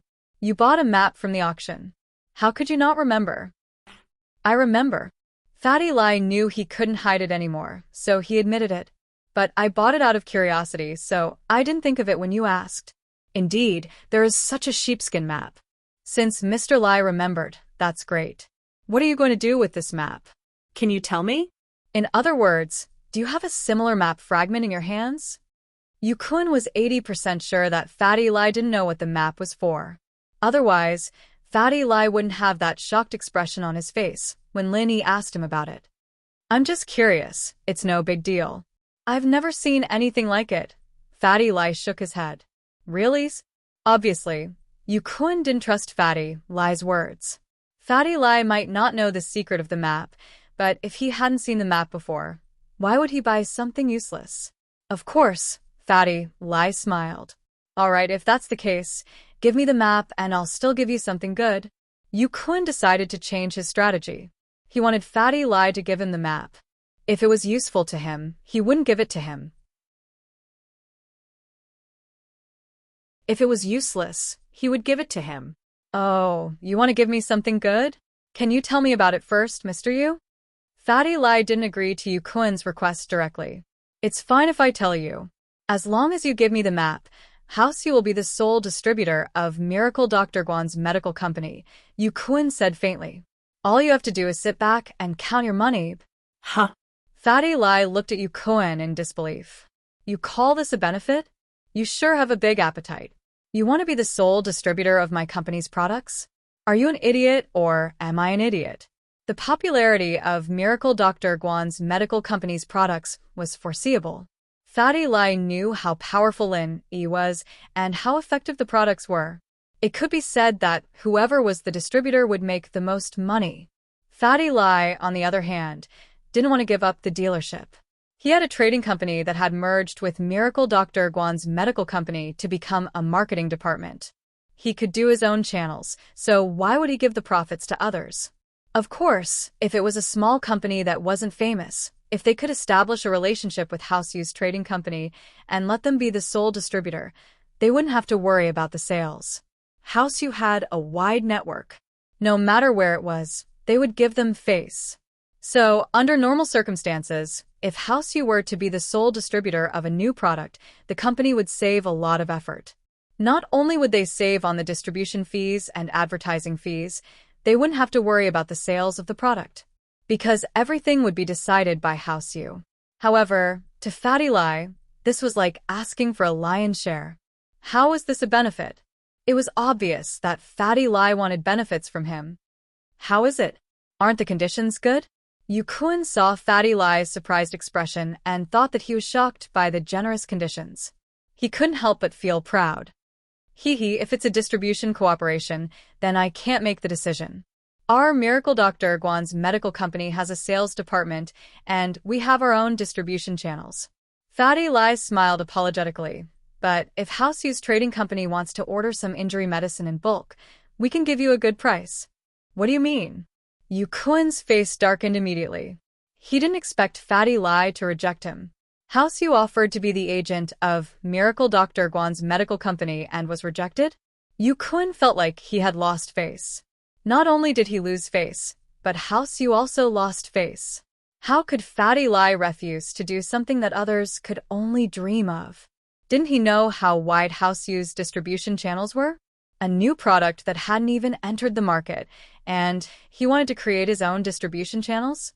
The market was now under the control of Dr. Kang's golden creation. How could a new brand like you want to create your own? You did have some reputation in the upper class, but you want the people to recognize you without House Yu's distribution channels. Dream on. Mr. Yu, the company doesn't belong to me alone. I'm just a manager. Within my authority, I can only discuss the supply and sales of the product. As for the distribution rights, I don't have that power because the company's original intention was to be the agent. Fatty Lai shrugged.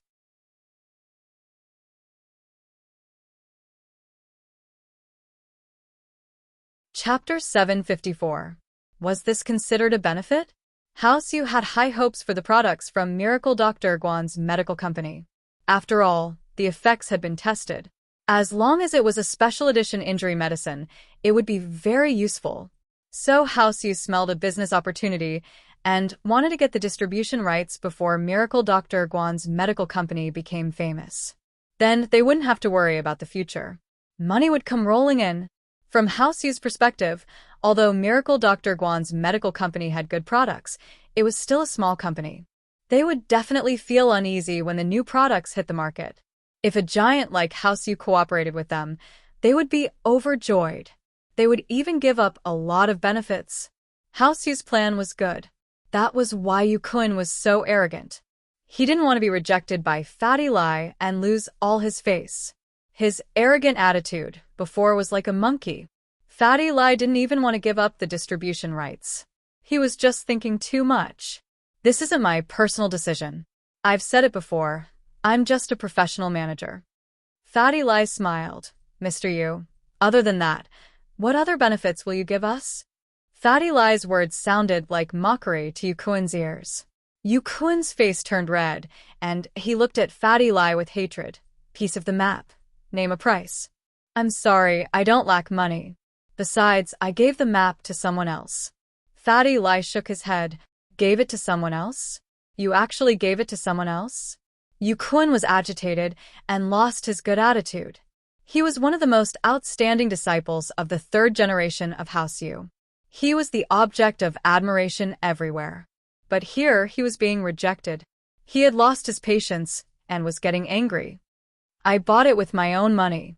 Why can't I give it to someone else? Fatty Lai shrugged. Good, very good. We'll see. Yu Kun stood up and walked out of the guest room. You will know the price of offending House Yu. Offending House Yu? Fatty Lai looked at Yu Kun's back and laughed coldly. This was a disciple of House Yu? What the hell? He had been talking to him in a friendly manner. He only rejected his overbearing suggestion, and now he offended House Yu? With this kind of upbringing, House Yu wouldn't last more than 3 generations. In the past, Fatty Lai might have been afraid of House Yu, afraid that they would cause trouble for his company in the future, but now that he was with Lin Yi, he felt that Lin Yi was omnipotent. House Yu is nothing compared to Lin Yi. After Yu Kun left, Fatty Lai called Lin Yi. He had to tell Lin Yi about this. Boss, is it convenient for you to speak now? Fatty Lai asked. Speak. Lin Yi had just arrived at school, and there was no class today, so no one noticed that Lin Yi was answering the phone in the classroom. Just now, House Yu sent someone over. Fatty Lai said, it's a young man called Yu Kun. He looks like he's in his 20s. House Yu? Yu Kun? What are they here for? Hearing the 2 words House Yu, Lin Yi took a deep breath. They're here to ask about the fragment of the map that you bought at House Yu's auction. Fatty Lai said, they asked me if I know what it's used for, and if I've seen similar fragments. Oh? Could it be that they purposely took out the fragment of the map from the auction? Lin Yi suddenly thought of the young man who followed him that night. His martial arts weren't weak. At first, he thought that he was sent by House Kong, but now that he thought about it, House Kong didn't have any masters. To be able to order a golden-class master around, who else other than the aristocratic families could do it? Could it be that he was also from House Yu? Did he follow them for the fragment of the map as well? That's possible. Fatty Lai nodded. Otherwise, he wouldn't have tried to buy the fragment of the map from me. If they wanted it, they could have gotten it at the auction. They wouldn't have to go through so much trouble. Ha! Lin Yi smiled faintly. The fragment of the map seemed to be a treasure. Lin Yi put it in his drawer because he didn't know what it was used for, so he didn't take it out to study it. Now, House Yu was treating it as a treasure? Could it be that they knew the secret of the map? Also, the funny thing is that this Yu Kun kept saying that he wanted to give us a benefit. The benefit he was talking about was the distribution rights of our company's products. That's ridiculous. You call that a benefit? He just wants a benefit, right? Fatty Lai said sarcastically. If it was some other small company, they might treat it as a benefit. Lin Yi smiled faintly and reminded, House Yu has a lot of masters. Take care of your own safety. Don't fight them head-on. Of course, I know. I've always been humble. It's just that Yu Kun is too arrogant. Fatty Lai shook his head. Did he leave just like that? He didn't say anything else? Lin Yi didn't believe that House Yu would give up just like that. If they really came for the map, They would definitely do something. He said that I'll wait and see. He wants me to know the price of offending Hao-Sue. Fatty Lies said. I got it. Lin Yi's lips curved slightly. Hao-Sue, it doesn't matter if you're a hidden house or a huge force. You better not mess with me. Otherwise, no one will look good in the end. Lin Yi hung up the phone. He didn't mind. Since Hao-Sue wouldn't give up, he would just have to wait for them to come to him. After hanging up, Lin Yi looked at the message on his phone. There was a message when he picked up the phone. My daddy wants to treat you to dinner tonight. The message was from Mississippi. Chu Pingzhan wanted to treat him to dinner? Lin Yi thought that it was probably because he saved Meng Yao yesterday. Since Chu Pingzhan wanted to treat him, Lin Yi naturally wouldn't reject it. He replied, Okay, I got it. The young mistress received the message. She lowered her head and glanced at it, but she didn't reply. Lin Yi felt that after what happened yesterday, Mrs. attitude towards him seemed to have changed. She wasn't like before, always looking for trouble with him. Their relationship seemed to have calmed down a little, but it seemed to be a little distant, because the first Mrs. attitude towards him seemed to be unapproachable, as if she was treating a stranger.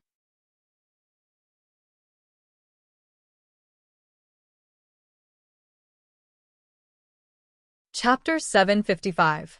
The Miss with Insomnia. Without a doubt, with Lin Yi joining the villa, Meng Yao was confused at first, but after Meng Yao completely accepted Lin Yi's existence, Meng Yao didn't want Lin Yi to leave. Lin Yi took care of her meticulously, even better than her father and Faubert.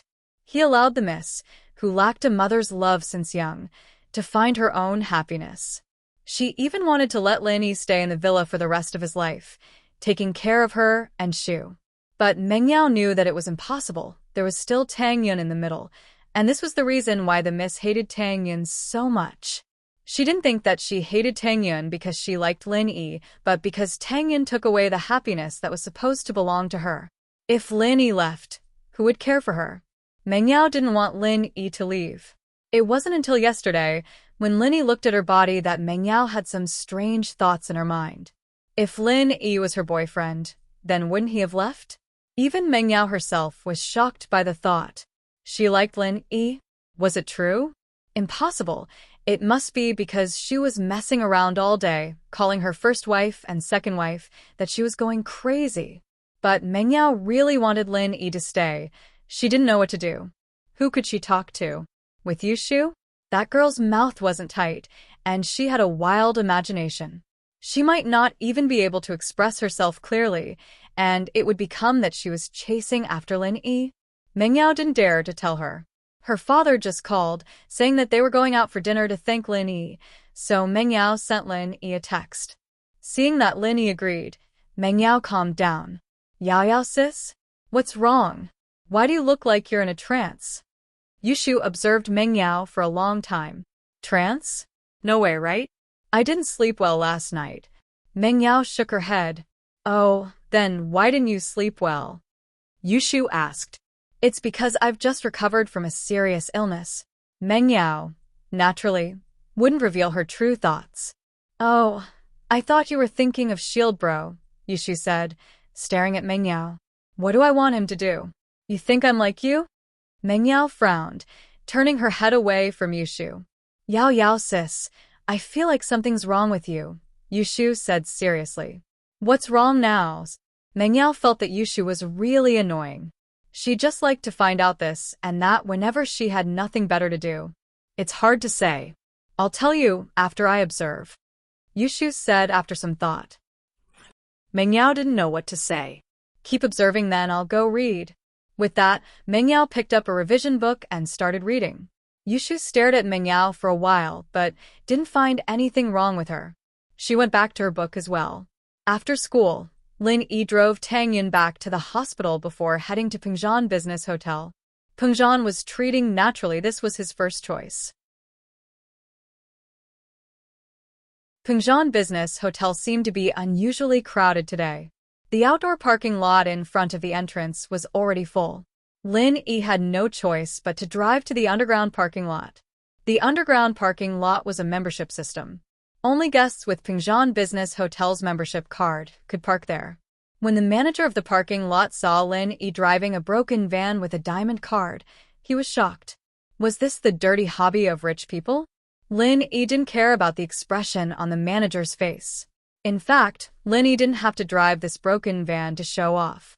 It was just that there was a car that Lin Yi couldn't be bothered to change. If this car broke down or got lost, Lin Yi would just change to another one. The elevator in the parking lot went straight to the private room upstairs. It was the same room that Pengzhan treated him to last time. Lin Yi knocked on the door. Soon, Faubert opened the door and saw Lin Yi. "Mr. Lin, you're here?" Faubert's attitude towards Lin Yi changed from normal to sincere respect. This was because of his understanding of Lin Yi's strength.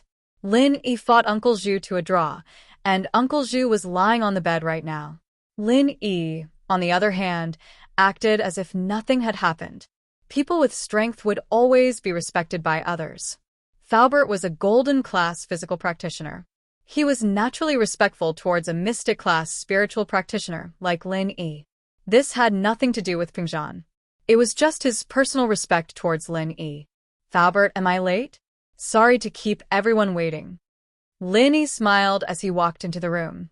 "Oh, Shield Bro is here. Can I start eating now?" Yushu obviously couldn't wait any longer. She looked at the dishes on the table with saliva dripping from her mouth. "Shu." Meng Yao glared at Yushu. "Don't be rude. Why do you look like a starving ghost?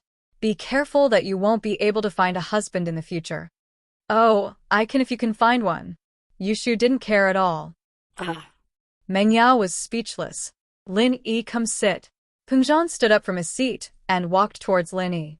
Pengzhan was very confident in Lin Yi's ability. His daughter was safe this time, and the school's problem was solved perfectly. Lin Yi was the main reason. Uncle Chu, you're welcome." Lin Yi quickly made a gesture of invitation. "Uncle Chu, please sit." Pengzhan was Lin Yi's elder. Lin Yi, naturally, wouldn't be rude. Meng Yao saw that her dad stood up, and it wasn't nice for her to sit either. She held Shu's hand and stood up. "Lin Yi, thank you for yesterday." "Oh, Yao sis, you're welcome. We're family, right? You're Shield Bro's first wife. Of course Shield Bro has to save you, or he won't have a wife anymore." Yushu mumbled with a bun stuffed in her mouth. "Shu, what nonsense are you talking about?" Meng Yao was pissed. "A bun can't stop your mouth? Come, have another one." Meng Yao picked up a bun and forced it into Yushu's mouth.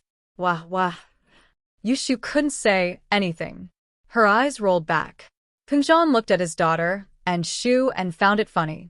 He couldn't help but laugh. Lin Yi was used to it. He shrugged. "Don't stuff her to death." Meng Yao blushed at Lin Yi's words. She remembered what happened last time and felt sorry for Shu. She pulled the bun out of her mouth and put it on the plate. Pengzhan smiled and invited Lin Yi to sit. Lin Yi sat on Meng Yao's left, and Yushu sat on Meng Yao's right. You're tuning in to the Mystic Fist YouTube channel. Don't forget to subscribe and join us on this journey to catch the most captivating stories.